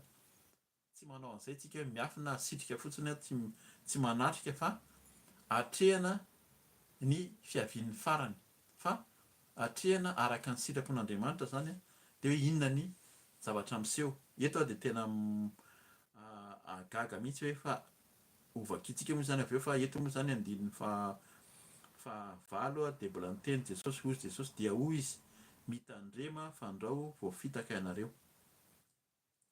Zay zany aloha no tokony ho raisitsika. Mila mitandrina tsika sao dia voafitaka. Betsaka ny mpamitaka ary betsaka ny voafitaka, na dia mpanompon'Andriamanitra ary any amin'ny tenin'Andriamanitra hafa any dia miteny an'izay mihitsy, na dia mpanompon'Andriamanitra efa ary dia voafitaka. Voafitaka ny famitahana anankiray izay tena ataon'ny Satana dia teo amin'ny Galatiana teo, fieboeboana. Rehefa manomboka mahafantatra isika, miroborobo ny fiaraha-mivavaka, betsaka ny olona manaraka, ary zany no hita matetika mihitsy zany amin'ny fiaraha-mivavaka, betsaka ilay olona dia lasa fieboeboana. Dia mahagaga fa ny olona dia tia an'iny, tena tia mihitsy hoe izay mihitsy no tena tiany olona, ohatran'ny nataon'ny olona tamin'i Jesosy anie, tamin'izy alohan'ny nanomboana tany fijaliana. Fa betsaka mpanaraka azy fa noho ny samborina izy dia nitsoaka ireo olona ireo. Dia ohatr'izay koa amin'izao fotoana izao betsaka ilay mpanompon'Andriamanitra zany mety tena iasan'ny fanahin'Andriamanitra mihitsy, fa mila mieritreritra ihany koa tsika hoe mpanompon'Andriamanitra izay manana an'i Jesosy, manana ny fanahy masina, fa feno garde de corps ny fiara tahaka ny ahoana ary ny fihetsika, ny fieboeboana.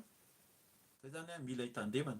Mety hiasa ny tompo fa tsika tsirairay avy, indrindra tsika izay ao amin'ilay mpanompon'Andriamanitra miasa ohatran'io zany mila mitandrina hoe araka ny tenin'i Jesosy ao amin'ny liko toko fahaenina, Matio toko fahaenina hoe efa azo ny valim-pitihany.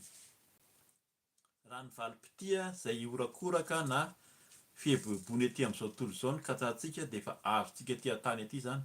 Fa rehefa tonga ao an-danitra, eo amin'ny vavahadin'ny lanitra dia samy ho tsaraina araka ny asany avy hozy izy. Dia inona ilay zavatra hatramin'ny fieboeboana, fifandirana, voateny teo fanompo-tsampy moa zany tsy averina eto intsony. Tsika mahafantatra tsara mihitsy inona atao hoe fanompo-tsampy. Fanompo-tsampy koa dia ny fanompoana olona, ny fanompoana zavatra anankiray. Fanompo-tsampy ihany koa na ny fitiavam-bola tafahoatra ary lasa sampy ny olona mihitsy ny vola. Araka ilay teny teo, lasa sampy na ny fitafiana, lasa sampy na ny fiaingona, satria iny ny tena tiana dia any ihany aloha zany ny hazakazahana. Andaniana vola be zany andaniana fotoana mihitsy izay ilay hoe sampy. Ilay sampy dia tsy ilay fotoana miaraka amin'Andriamanitra intsony na mivavaka ary tsy atao, fa ilay fotoana fiomanana zany no andaniana fotoana noho ilay hoe tena fiarahana amin'ny tompo, fivavahana na ilay firesahana amin'ny tompo. Rehefa tonga any am-piangonana, voalavalava ny toriteny dia betsaka ilay olona mijery famantaranandro teo mason'ny mpitoriteny mihitsy, mody mitsangana dia mijery famantaranandro hoe lava izany toriteninao zany, ohatran'ny mbola oviana vao tapitra, fa izay maika hody satria ny natao tao am-piangonana na iona amin'ny olona na ampiseho ilay fitafiana sy ilay endrika ivelany zany. Ka zay ilay hoe fanompo-tsampy. Ka mila mitandrina zany tsika, izay mahatonga ny teny eto hoe dia hoy izy mitandrema fa andrao vao fitaka ianareo. Zany rehetra rehetra zany dia fitaka daholo. Zay mahatonga an'le fiaraha-mivavaka izay toriana eto zany hoe ny fahamasinana fahamarinana dia mba tsy ho voafitaka tsika ny amin'ny endrika ivelany ny amin'ny fombafomba fa tena hitadin'ny tompo mba eo na ny an-danitra any araka ny hira izay napetraka tery amboloany tary zany. Toizako ny teny amin'ny anaran'i Jesosy fa maro no avy amin'ny anarako sady ilaza hoe izao no izy ary koa efa akaiky ny andro koa aza manaraka azy. Amin'ny tsika malagasy dia tsy afenina intsony zany, betsaka mihitsy no mahasamy teny hoe izaho ilay Jesosy hozy izy. Na rehefa be da be mahazo miroborobo ny fiaraha-mivavaka dia tena miteny mihitsy hoe ny aty aminay ny tena izy, na reto ihany ny tena marina, fa mila fantarina zany zay hoe atrehantsika ilay izy dia hifanazavana hoe inona moa zany no tokony hialana. Efa voateny teo ny fiheboheboana raha olona mihebohebo, raha olona manao tsinitsinina olona koa, na milaza ny tenan'o Jesosy arak'ilay teny eto zany, milaza ny tenan'i Jesosy, ilay izy ny tena ivavahan'ny olona. Misy sasany zany amin'izao fotoan'izao vao manomboka miroborobo eo amin'ny fiaraha-mivavaka matetika ny tenena sanatria tsy manenjika ny mpanompon'Andriamanitra fa mampitandrina, mila mitandrina. Vao mihaja tonga any ilay mpanompon'Andriamanitra dia mihazakazaka ilay olona mandray ny kitapo, mandray ny fitaovana, dia tena hoe manompo an'ilay olona mihitsy zany. Mila mitandrina satria nen'ilay olona vitany ihany ny asany. Na ilay olona moa zany mieritreritra tia ny tena hoe Andriamanitra, rehefa ilay pasteur iny no mikarakara anazy dia mahazo valim-bavaka koa dia ho tahian'ny tompo satria mikarakara an'ilay mpanompon'Andriamanitra. Ny tenin'ny tompo dia mihaona aminy ny feonantsika amin'ny tsirairay avy ihany fa azotoantsika mivavaka, ny fahamasinantsika, fahadiovantsika eo anatrehany dia izay izy no miasa.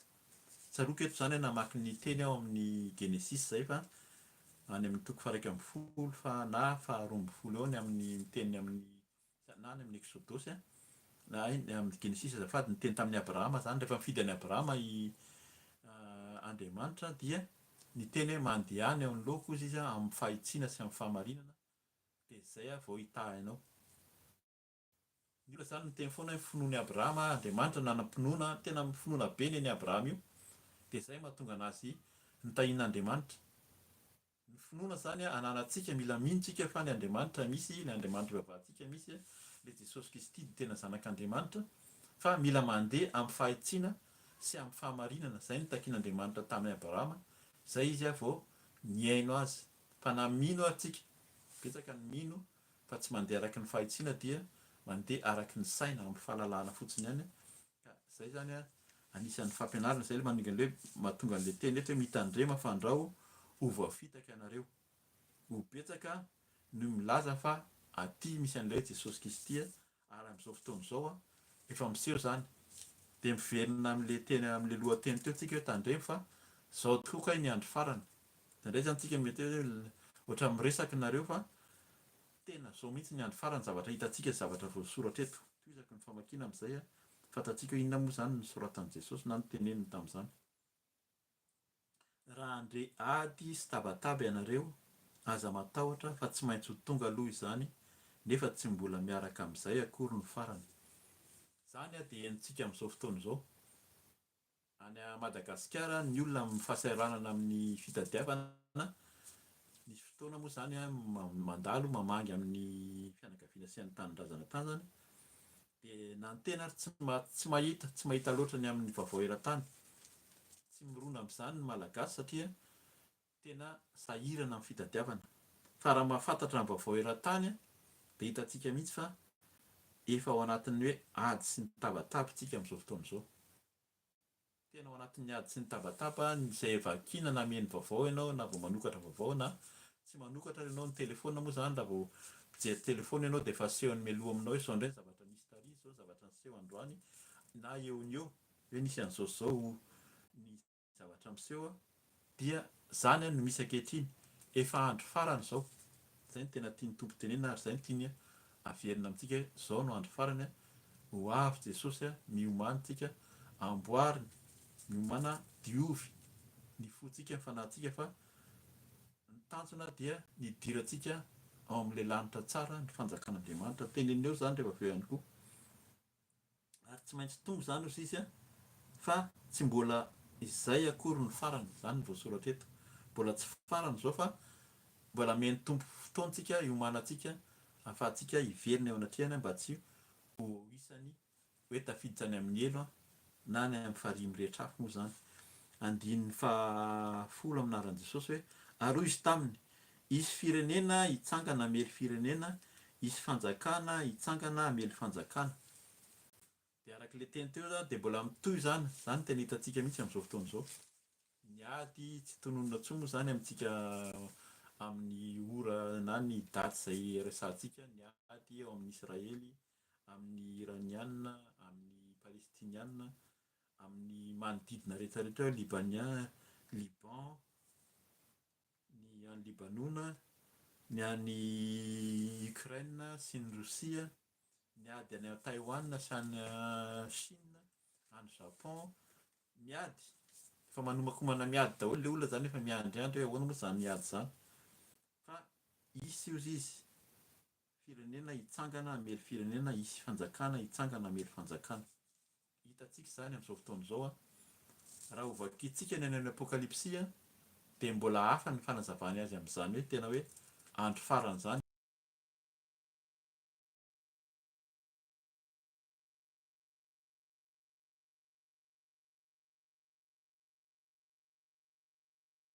Fahatarana fanazavana ny amin'ny hoe andro farany.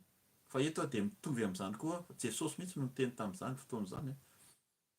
Andininy faha 1 isy horohorontany lehibe sy mosary ary arety mandingana any amin'ny tany samihafa ary isy zava-mahatahotra sy famantarana lehibe avy any an-danitra. Dia arak'izay koa dia hitantsika zany fa misy zany amin'izao fotoana izao. Efa nandalovantsika ny arety mandingana ny zavatra mosary. Na amin'ny firenena malagasy io zany dia misy ny mosary, ny olona tena ao anatin'ny anohalana mihitsy amin'izao fotoana. Lafo ny sakafo, lafo na ny vary kapokapoka ary tena lafo. Tena misy fahasairanana. Fa aza matahotra ozy izy. Isy zava-matahotra sy famantarana lehibe avy any an-danitra. Zavatra lehibe famantarana na ny reny hoe eclipse moa zany, izany fandrombahan'ny olona nisy mitantara mihitsy fa tandremo fa amin'izany no anaovan'ny olona fanompoan-tsampy. Eo moa zany tena iasan'ny fanompoan-tsampy mihitsy matetika amin'ny fotoana ohatran'ireny. Dia hitantsika mihitsy natany Arabia Saodita ary hoe ny rano tokony hirotsaka, orana tokony hirotsaka herintaona ao anatin'ny 2 andro 24 heures, 24 ora nirotsaka. Tena tondraka ny rano, tsy fahita izany. Ka izay zavatra mahatahotra zany ary misy famantarana lehibe ozy izy avy any an-danitra. Avy any an-danitra zany ankoatra ny zavatra misy rehetra rehetra iseho, fa miseho zany fa izao no manakaiky ny andro farany, miomantsika. Tsika zany tsy matahotra, zany no tonga anazy niteny eo aloha kely eo hoe aza matahotra. Mbola verina ary izay amin'ny 9 raha ady sy tabataby ianareo aza matahotra. Tsy matahotra ianao rehefa miaraka amin'ny Tompo, rehefa mandeha araka ny fahatsaran'Andriamanitra. Ohatran'ny niverenantsika ny amin'ny Abrahama. Niverina hoe tsisy intsony zany ny taranaka, tsy natahotra izy. Tsy natahotra izy fa nandeha hatramin'ny farany ary nino fa avy aminy no hitahina ny firenena rehetra. Izany ny dikan'ilay anarana hoe novan'Andriamanitra ny anarany hoe Abrahama. Ny dikan'izay zany amin'ny teny hebreo dia hotahina avy aminao ny firenena rehetra. Ray ny firenena rehetra moa zany, mitovitovy amin'izay ilay izy ka zany no noraisin'ny Abrahama dia nino izy dia nandeha amin'ny fahitsiana teo anoloan'Andriamanitra arak'ilay teny teo, mandehana mahitsy eo anoloako ary aza mivilivily. Izany ny tenin'ny Tompo taminy zany rehefa naniraka ny Abrahama dia nandeha araky ny finoana izy arak'izay teny izay.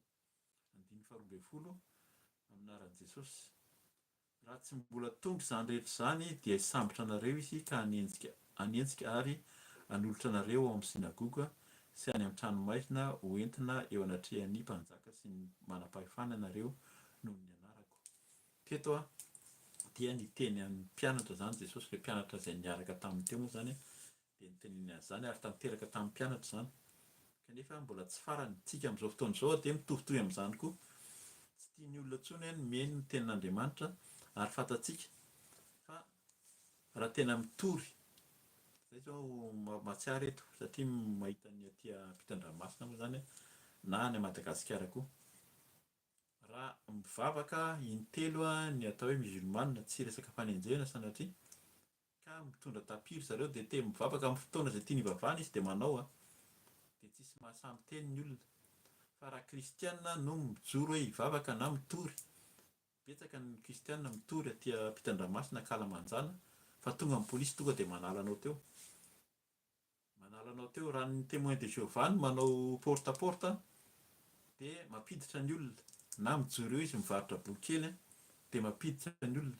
Fa raha kristianina manomboka mitory na mihira fiderana fotsiny ary eny amin'ny dalambe, tonga ny polisy dia mandroaka anao teo. Ary samborina izany no zavatra misy.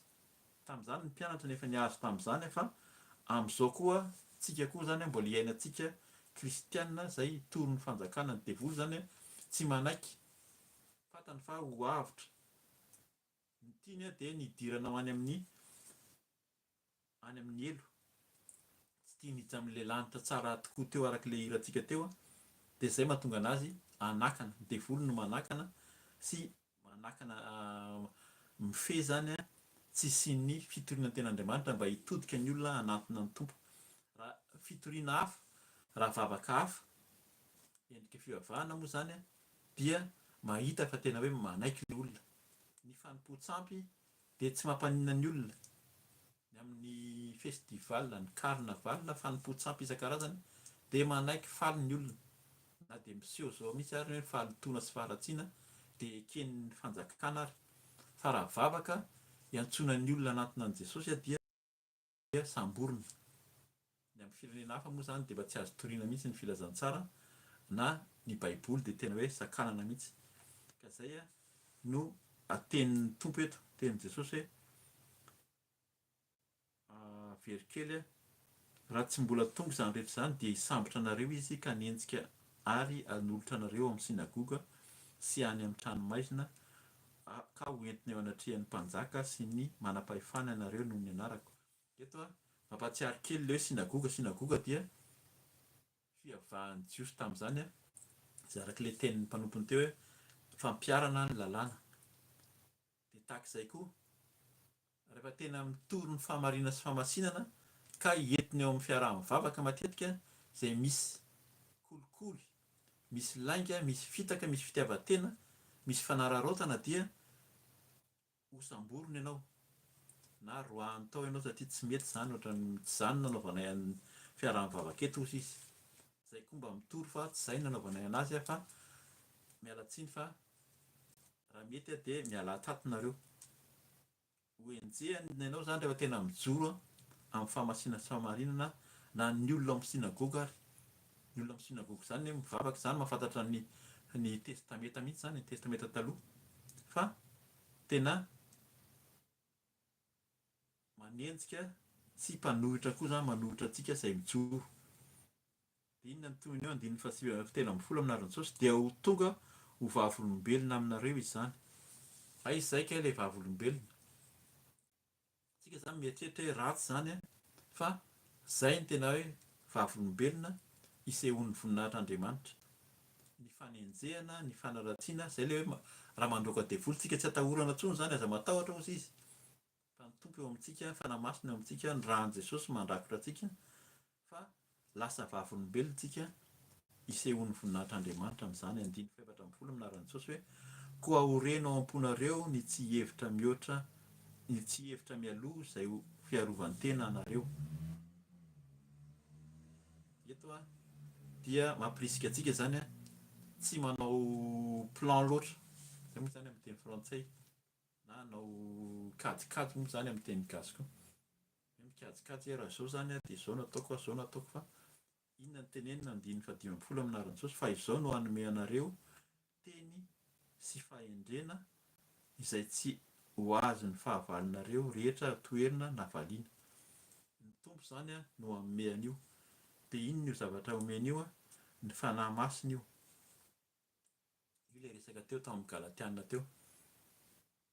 Na fanahy maloto arak'ilay teny teo ny ao aminao zany le nofo araky ny nofo, na le fanahy tsara dia ny fanahy masina. Rehefa ny fanahy masina eo amintsika dia izy eo aminareo izy mpanolontsaina, manome fahazavana, manolontsaina, mpisolo vava zany ny dikan'ny fanahy masina ihany koa. Dia izay mihitsy ny teneny eto fa izao hanome anareo teny sy fahendrena izay tsy azon'ny fahavalonareo rehetra toerina na valiana. Tokony tsy hatahotra zany tsika, izay ilay hoe mijoro mandrakariva hatramin'ny farany. Mila mijoro tsika dia mampafantatra ny olona hoe tia ny lalana marina, tia ny lalana tsara. Tandremo fa hitondranao amin'ny fahaverezana iny, ho avy ny tompo. Izay zany averina foana hoe miteny mihitsy tsika, mila miteny fa izao no andro farany, ho avy Jesosy. Ho akan'ny olona izy hitsena anazy hoe hitsenan'ny olona ozy izy, fa tsy mbola farany izao fa mbola misy fotoana iomanantsika. Izay no efa tenenina teo zany hoe amin'ny faran'izao fampiarezana izao dia hanao fiantsoana raha mbola tsy nandray an'i Jesosy ianao ho tompo sy mpamonjy amin'ny fiainanao dia fotoana izao hanoranao tena. Raha fa niembotra ianao zany dia mifanavaozana. Eto dia mampatsiahy sady, mety tsy voateny izay avy eo fa mampatsiahy ny tompo hoe ho tompo sy mpamonjy zany n'ankabeazan'ny olona dia mandray an'i Jesosy hoe mpamonjy. Hoe nanolotra ny tenany teo amin'ny fijaliana izy dia mamonjy. Dia aiza ilay Jesosy mamonjy iny io zany ilay mahazatra antsika. Izy ilay mamonjy ihany. Izay dia nivavaka tao amin'ilay fiaraha-mivavaka iny niaraka tao amin'izareo tao izay dia foana koa izay dia nahazo valim-bavaka dia tena hitanay mihitsy ny fiasan'ny tompo. Fa taty aoriana dia nahagaga fa tsy nisy intsony ohatran'ny ny hafahafa dia niala tao izay fa taria amin'ilay anankiray indray izao malaza fa misy valim-bavaka hono ihany. Ilay Jesosy mamonjy iny zany iny no tadiavin'ny olona. Fa izy ilay hoe tompo, aiza izay ajako ozy izy, aiza izay tahotra, izay tsy tian'ny olona izay. Mila hajaina arak'ilay tenin'ny mpanompony teo hoe bio tsara ianao dia manao fitafiana mendrika fa tsy mila miomana be amin'ny endrika ivelany amin'ny fideraderana sy ny fijejojoana, fa mila manaja ny tompo. Ilay tomponao raha tompo zany dia hajaina zany tompo zany, olona ianao zany manaraka azy, izy ny tomponao, manao izay tiany ataony izy raha ny tena izy, fa ianao koa dia tsy maintsy manaja azy. Fa izay zany hoe mandray an'i Jesosy ho tompo sy ho mpamonjy. Hitanao ny famonjena izay ataony aminao raha tena mandray anazy sy manaja anazy ianao zany amin'ny fiainanao. Mbola hiverenantsika izay amin'ny farany alohan'ny vavaka ataontsika zany amin'ny fanoloran-tena sy fiantsoana ny fanoloran-tena avy eo. Dia tsy tokony hatahotra zany tsika fa izy hanome ozy izy teny fahendrena sy izay tsy azon'ny fahavalonareo rehetra toerina na valiana. Tena mahagaga zany fa omeny tompo zava-dehibe tsy takatry ny saina, tsy izy tsy niteny hoe ry zareo rehetra ihany na ny antokony rehetra olona rehetra ihany, fa niza nandray an'i Jesosy tompo sy mpamonjy dia omeny an'io fanahy masina io. Averika 5:10 aminaran'i Jesosy hoe fa izao no hanome anareo teny sy fahendrena, sady omeny teny, fahaizana miteny ianao zany, tsisy matahotra intsony. Ahoana moa zany nitoriako an'ity teny ity? Omeny fahendrena, teny izay avoakantsika eto dia teny fahendrena avy amin'ny fanahy masina, ka dia izy no miteny amintsika amin'izao fotoana izao. Izy koa mampiteny anay tsirairay avy eto, ka dia izay no tsy hatahorantsika zany. Tahak'izay koa ianao raha maheno ianao zany manomboka izao, aza matahotra fa omeny tompo. Angatao ny fanahy masina fa omeny tompo amin'io teny fahendrena sy teny atahoran'ny fahavalo io tsika. 14 atolotry ny ray sy ny reny, ny rahalahy sy ny havana aman-takaiza koa aza ianareo, koa ny sasany aminareo dia vonoiny. Eto dia mampatahotra mihitsy hoe nahoana indray ary moa zany nataony hoe mifanarahana ny tompo ity, dia tsy maintsy hisaraka amin'ny havana ve zany dia tena ho vonoin'ny havana tokoa ve?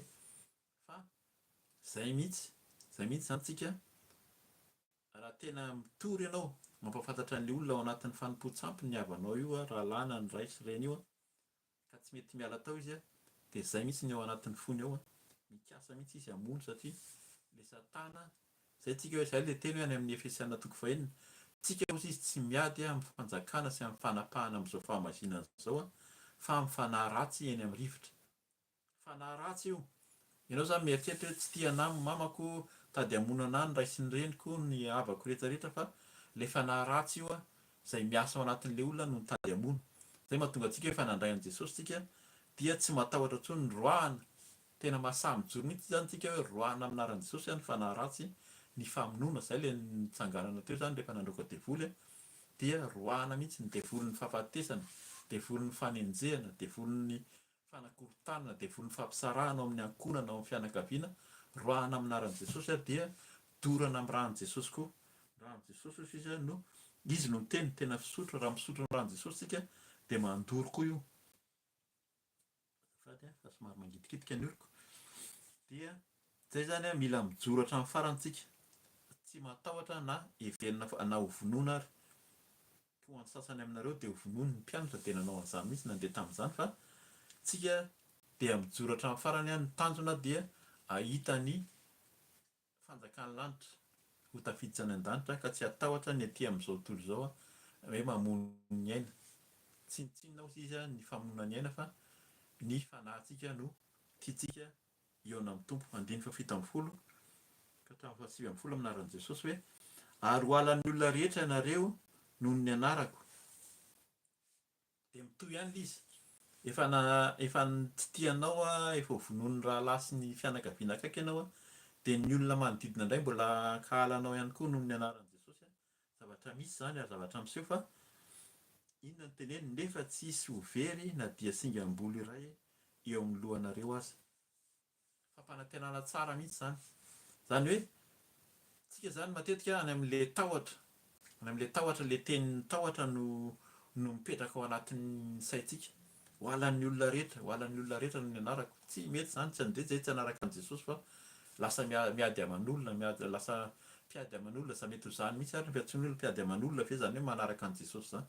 Ny olona no makahala antsika fa tsy tsika no miady amin'olona. Arak'izay zany fa tsisy ho very ozy izy na dia singam-boly iray aza eo amin'ny lohanareo. Zany hoe tena hoe ny tompo hitahiry antsika dia tsy matahotra tsika. Izay ilay nitenin'ny tery aloha hoe aza matahotra. Mitandrema fotsiny ozy izy fa aza matahotra. Izay ny teniny tamin'ny tery aloha tery. Amin'ny faharetanareo no ahatananareo ny ainareo. Ity zava-dehibe mihitsy io aina io, ambara foana. Io aina io ihany no zava-dehibe mahatsiaro eto misy teny ao amin'ny ohabolana. Ary teny tena nanaitra anahy izy io, miverimberina teo am-bavako teo nampatsahivoko amin'ny vadiko ato an-trano moa zany an'ilay izy hoe aleo alika velona toy izay liona maty. Aleo alika velona toy izay liona maty. Misy zany ny liona zany hoe mpanjakan'ny biby, liona ngezabe. Izay tena misy olona nanana liona zany, ohatra hoe nanana liona tao amin'ny tanàna dia natahoran'ny olona. Efa maty nefa ilay liona dia mbola miteny hoe tandremo fa manana liona ahako. Nefa ilay liona efa maty, ny dikan'izany tsisy atahoranao intsony. Biby maty zany tsisy atahoranao fa ilay alika velona na alika kely ary io tandremo fa mbola mety hanaikitra anao. Zany hoe ny aina, ny fahavelomana ny zava-dehibe. Rehefa maty na matanjaka tahaka n'inona ary ianao na hoe olona manana ny maha-izy azy fa rehefa tonga lasa io aina io dia tsinotsinona. Ny dikan'izay hoe ampiatrao amin'ny tompo ny ainao. Izay ilay mbola miverina foana hoe angatao ilay aina ho amin'i Jesosy, apetrakintsika amin'ny tompo ny aintsika dia izy no mitahiry izany. Izay mahatonga an'ilay hoe roahana ny areti-mandingana. Ny areti-mandingana ireny roahana amin'ny anaran'i Jesosy, dorana amin'ny ran'i Jesosy satria izay manala ny aina. Io aina io ny tena zava-dehibe koa amin'ny fiainana. Ary io no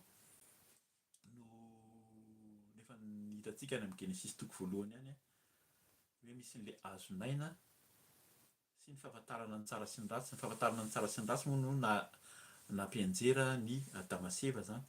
Fa ilay hazonaina,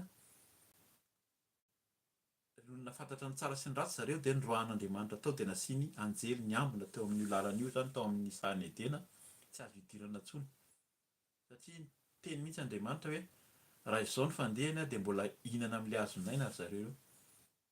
Tsy nahazo niditra tao intsony fa ilay aina dia Jesosy no, izay ilay hoe zanak'ondry any amin'ny Apokalipsia, izy no mitazona ny boky. Izy miendrika nokatra ny boky ozy izy.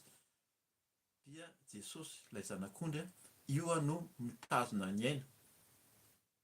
Zany hoe avy amin'Andriamanitra ny aina, izy no miteny hoe nanome aina, izay ilay hoe fofinaina izay nomen'Andriamanitra tao amin'ny Adama sy Eva, nasiany fofinaina. Dia izy ihany koa manala anazy. Tsy tokony hatahotra amin'izany tsika fa rehefa miaraka amin'ny Tompo izany tsy matahotra izany intsony hoe fahafatesana fa vonona hiatrika ny zavatra rehetrarehetra, ary indrindra rehefa misy koa ny fahafatesana eo amin'ny manodidina eo amin'ny fiarahamonina, dia tsy misy tahotra intsony na tsisy alahelo. Misy sasany tena lasa mahelo dia tena hoe tena hamono tena mihitsy ary tsisy azontsika atao fa ny tompo ny aina ka dia iny anie tsika mba samy hitahiry izany.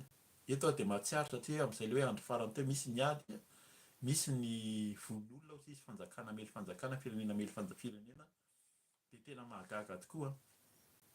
Indraindray enoina fotsiny izy dia ohatran'ny hoe tsy efa mahazatra. Fa rehefa mihaino vaovao ianao dia 3, 4, 10, 20, 30, 50. Izany indray maty amin'ny fianjeren'ny bomba. Nasera ny bomba taria, maty taria, maty tamin'ny tondra-drano, maty tamin'ny horohorontany, maty. Ary indrindra raha fantatsika hoe inona no tena mitondra ny fahafatesana eran'izao tontolo izao dia ny fifohana sigara sy ny fisotrotoaka. Izany zany tena maro mihitsy ny olona matin'izany fa tsy tenenina intsony, efa tenenina izany hoe misy aretina io, misy fahotana io mitondra aretina, dia ny olona tsy manaiky an'izany fa dia ao ilay hoe fatoran'ny Satana. Izay ilay hoe raha ao anatin'izany hoe fatoran'izany ianao na amin'izany ary hoe fifohana sigara, fisotroana toaka, ny fijangajangana moa dia fantatsika inona ny vokany, ny aretina mandingana rehetrarehetra, ny aretina mifindra, dia fotoana izao hanolorantsika ny tenantsika ho amin'ny Tompo fa hanafaka izy, hanadio antsika izy.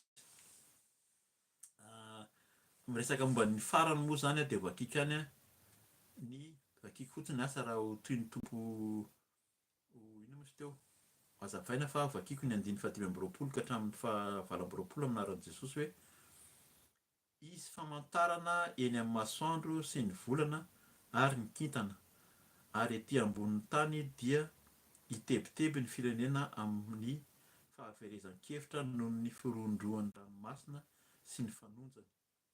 Misy izany amin'izao fotoana izao. Raha mamaky tsara izany tsika dia tena zavatra iainantsika amin'izao fotoana izao mihitsy izany. Izao natao hoe andro farany mihitsy. Ho avy ny zanak'olona, mety amin'ny lohatenin'ny baiboliko misy hoe ny fiavian'ny zanak'olona. Koa ho reraka ny fon'ny olona noho ny fahatahorany sy ny fiandrasany izay zavatra ho tonga ambonin'ny tany. Mampatahotra ny olona izany efa andresantsika teo fa ireo herin'ny lanitra dia hozokozonina. Amin'izany dia ahitany zanak'olona tonga eo amin'ny rahona amin'ny kely sy voninahitra lehibe izy, ary raha vao miandoha izany zavatra izany dia miandrandrà ka hasandrato ny lohanareo fa manakaiky ny fanavotana anareo. Ho avy izany. Entin'i Jesosy ny mitantara dia araka ny teniko teo any amin'ny Apokalipsy izany dia nazavainy koa any amin'ny Daniela koa mitovitovy amin'io. Daniela dia efa niteny tamin'izany koa taloha. Daniela moa izany, ny bokin'i Daniela dia atao hoe Apokalipsy ny filazana azy izany any amin'ny testameta taloha. Fa mitovy mihitsy ny fanambarany sy ny fanambarana fahitana naseho ana fanamasina tamin'i Jaona izany ny amin'ny bokin'ny Apokalipsy. Dia eto miteny izy hoe miandrandrà, aza matahotra fa ny zanak'olona dia ho tonga hozy izy amin'ny rahona, amin'ny kely sy voninahitra lehibe. Izay ilay hira teo isaorantsika ny Tompo mpanompo izay mifidy ny hira fa antsika ny eona hozy izy. Antsika ny eona any amin'ilay lanitra tsara tokoa fa efa akaiky hozy izy, efa manakaiky ny fanavotana anareo. Andiny fahatelo amby telopolo ihany ny vakiako dia toizako ny andiny efatra amby telopolo izany avy eo. Ny lanitra sy ny tany ho levona fa ny teniko dia tsy mba ho levona. Ho levona izany izao tany izao fa ny tenin'Andriamanitra tsy ho levona. Iza moa izany ilay teny. Eto izany dia mieritreritra foana ilay baiboly nosoratana izany tsy mety levona. Ny tenin'Andriamanitra moa izany izay ilay hoe fantatsika izy, izay ilay mila mianatra ny tenin'Andriamanitra koa. Rehefa fantatrao ny tenin'Andriamanitra tsy ho levona ao anatinao izany ilay tenin'Andriamanitra ary n'inona zavatra miseho hitantsika misy fidona vavimbelona be dia be. Na amintsika malagasy ary dia misy ilay tantara hoe ilay boky nodorana nefa tsy levina. Ny baiboly io zany tenin'Andriamanitra fa iza le teny. Any amin'ny Jaona voalohany izy miteny hoe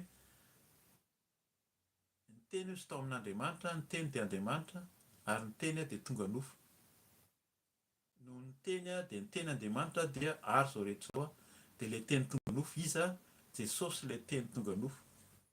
Ny lanitra sy ny tany ho levina fa Jesosy tsy ho levina. Izay zany ilay tenin'Andriamanitra io, ilay teny io teny io zany ny tiany tenena zany ny teniko dia tsy mba ho levina. Izay Jesosy no miteny ny teniko, izany hoe izy tsy ho levina, Jesosy Kristy io tsy ho levina io. Raha miaraka amintsika dia tsy ho levina miaraka aminy.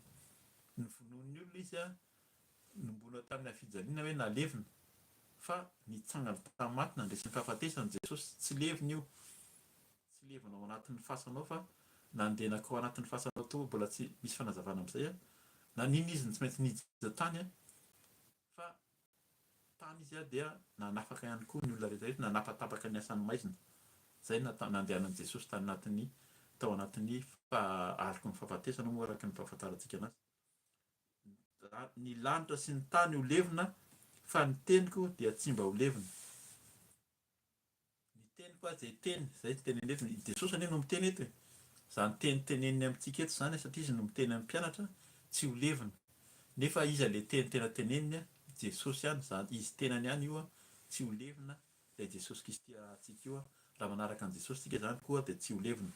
Voakiko ny 4:7 ka hatramin'ny 9:3 aminaran'i Jesosy hoe mitandrema fandrao ny fonareo ho vesara ny vokatry ny fisotrotoka sy ny fahamamona ary ny fiahin'izao fiainan'izao ka ho avy tampoka aminareo tahaka ny fandrika izany andro izany.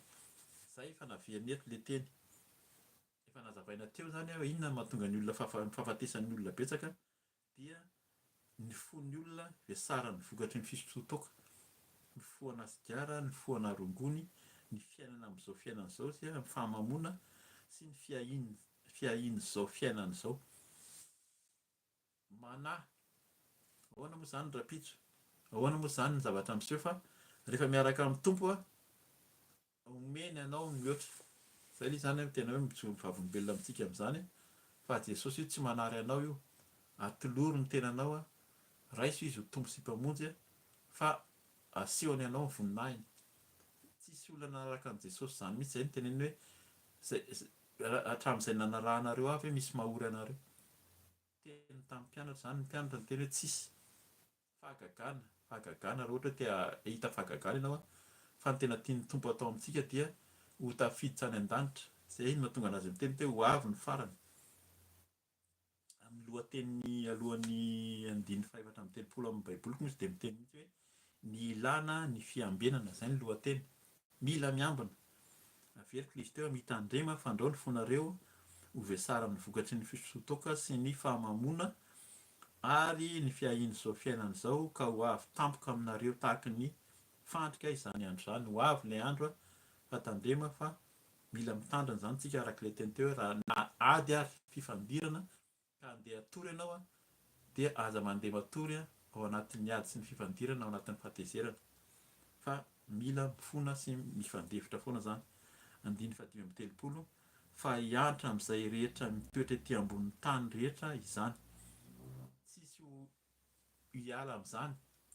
Na mieritreritra izy hoe tena zahako no mpanjaka, izaho no mpitondra firenena matanjaka, izay no manana an'izao na izaho mahantra be na izaho mpanan-karena be. Hianatra amin'ny olona rehetrarehetra izany hoy izy. Fa ary ho tonga tampoka. Izay olona mitoetra ety ambonin'ny tany dia hiaran'izany rehetrarehetra izany. Fa hoy izy ny teny izy hoe 5:3 fa miambena ka mivavaha mandrakariva mba hahery ianareo ka ho afa-mandositra amin'izany zavatra ho avy rehetra izany ary hitsangana eo anatrehan'ny zanak'olona. Hitantsika an'izany fa miverina foana. Miambena dia mivavaha mandrakariva. Dikan'izay mivavaka foana miambina. Dikan'ilay miambina dia araka ilay teny teo mandeha araka ny fahatsaran'Andriamanitra, mandeha araka ny sitrapony dia rehefa vonona izany ianao dia masaha mandroaka ny asan'ny maizina. Izany anatin'ny fiambenana daholo dia inona no tena takiany izany, inona no tiany atao ary hitsangana eo anatrehan'ny zanak'olona. Eo Fanafiana zanak'olona araka ny tenany amin'ny Jaona moa zany izy ny tena miteny amin'izay Jaona toko 7 izy ny tena nanazava. Andiny fahadimy ambin'ny folo, toko fahadimy ambin'ny folo, fahenina ambin'ny folo, fahafito ambin'ny folo. Nanao vavaka mihitsy ary izy. Hoe tena ho any an-danitra izy dia iseho amin'ny voninahiny. Dia any izany ny eo mba tiany ahitan'izany voninahiny izany izay rehetra nandray azy mpanaraka azy indrindra ireo mpianatra ireo zany fa tsika rehetra rehetra iny atao hoe mpianatra dia izay manaiky ny tenin'i Jesosy sy mankatoa ary indrindra manaraka izany zany.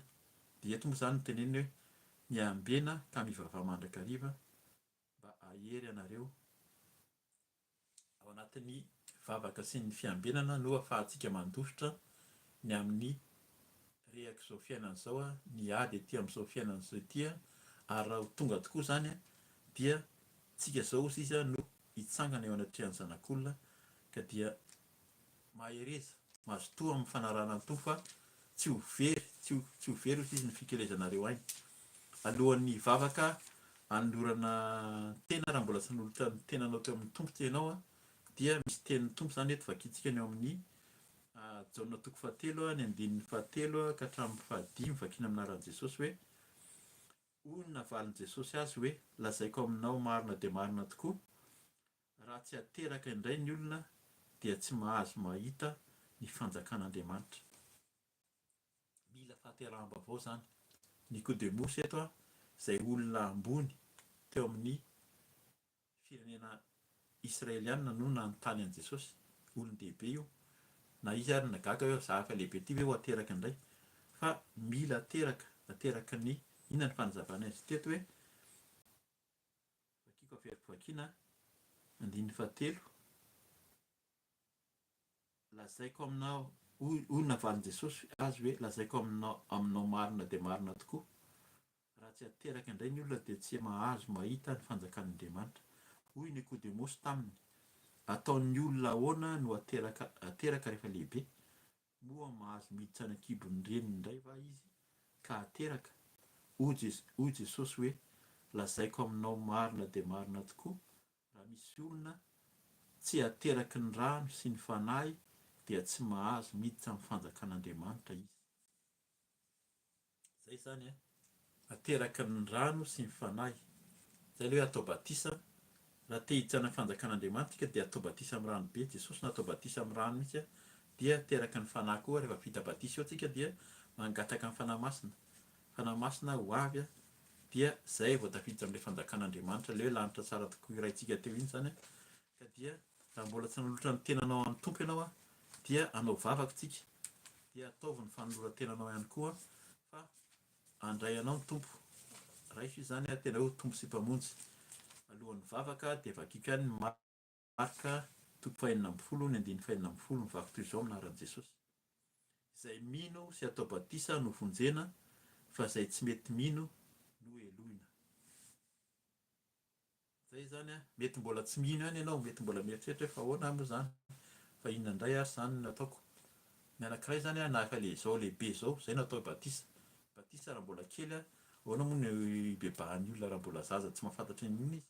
Fantatsika tsara fa natao batisa mbola kely ary tsika dia anota daholo ihany ny ankabezan'ny olona fa amin'izao fotoana izao raha mandray an'ny tompo, vonona handray an'ny tompo ianao dia tadiavo koa zany ny anaovana batisanao amin'ny ranobe dia angatao koa ilay rano ny fanahy masina teo araka ny teny teo andininy 5 amin'ny anaran'i Jesosy ny marika toko 5 izay mino mila minontsika zany ny teny rehetrarehetra nambara teo mino an'i Jesosy izy dia sy atao batisa no vonjena izay tsy mety mino no eloina.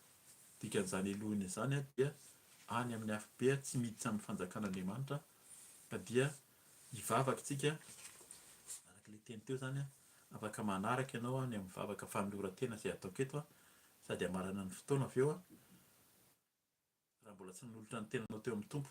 Raha atao anatin'ny fiemorana ianao efa nandray an'i Jesosy ihany fa nihemotra na variana dia fotoana koa zany izao hanavaozantsika ny tenantsika ka dia hivavaka tsika tompoko alohan'ny hamaranantsika ny fotoana.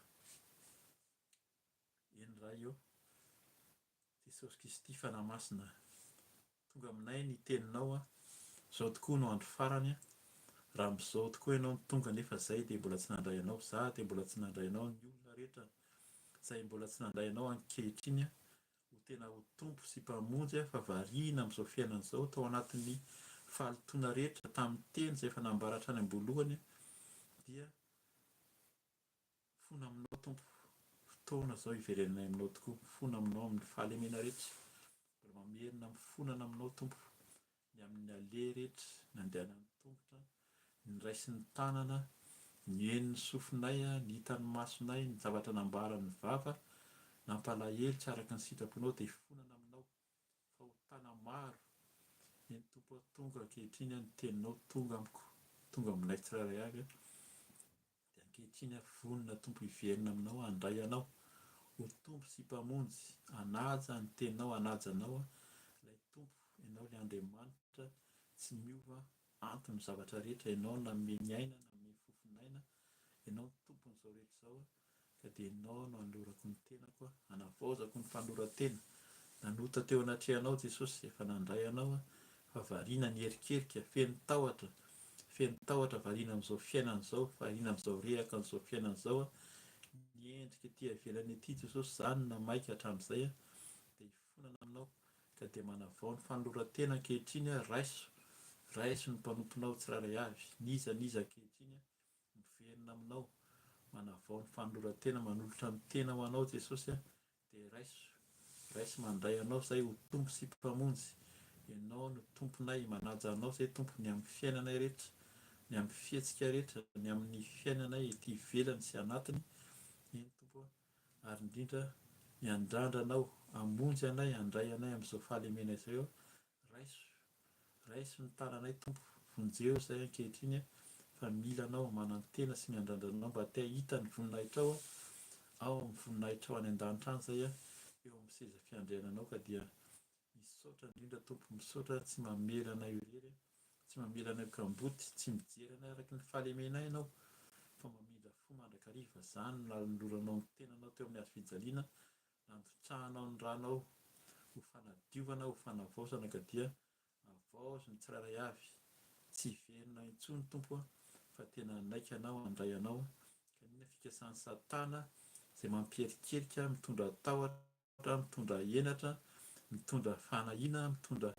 fiherikerehana, fisalasalana dia efa didina sy roahana amin'ny anaranao Jesosy any amin'ny faharimretra amin'ny anaran'i Jesosy Kristy avy Nazareta, nandroahana ny asan'ny devoly Satana rehetra, tsy hanakery amin'ny fonay, tsy hanjaka amin'ny tenany tsirairay avy ary indrindra mbola angatanay ny rahanao Jesosy, ny rahanao andoro, dorana amin'ny rahan'i Jesosy izay tsy hanao rehetra ao anatinay ary dorana amin'ny rahan'i Jesosy ho any amin'ny faharimretra angatanay fanahinao masina, ilay fanahy afo, ilay fanahy afo hirotsaka aminay tsirairay avy, hiseho aminay tompo, hamangy ny mpanomponao niza manolo-tena sy manavao ny fanoloran-tena androany dia hamangy ianao, hiseho fanahy masina mitenena, miseho aminay, manjaka aminay mandrakariva ary fenohy ianao mandrakariva koa izay dia misaotra anao izay, misaotra anao koa izay ny amin'ny fotoana androany, ianao niaraka taminay teto, ianao no mahatanteraka, anao ny asa izay dia fitaovana fotsiny ihany tokoa ka dia mariny ny asanao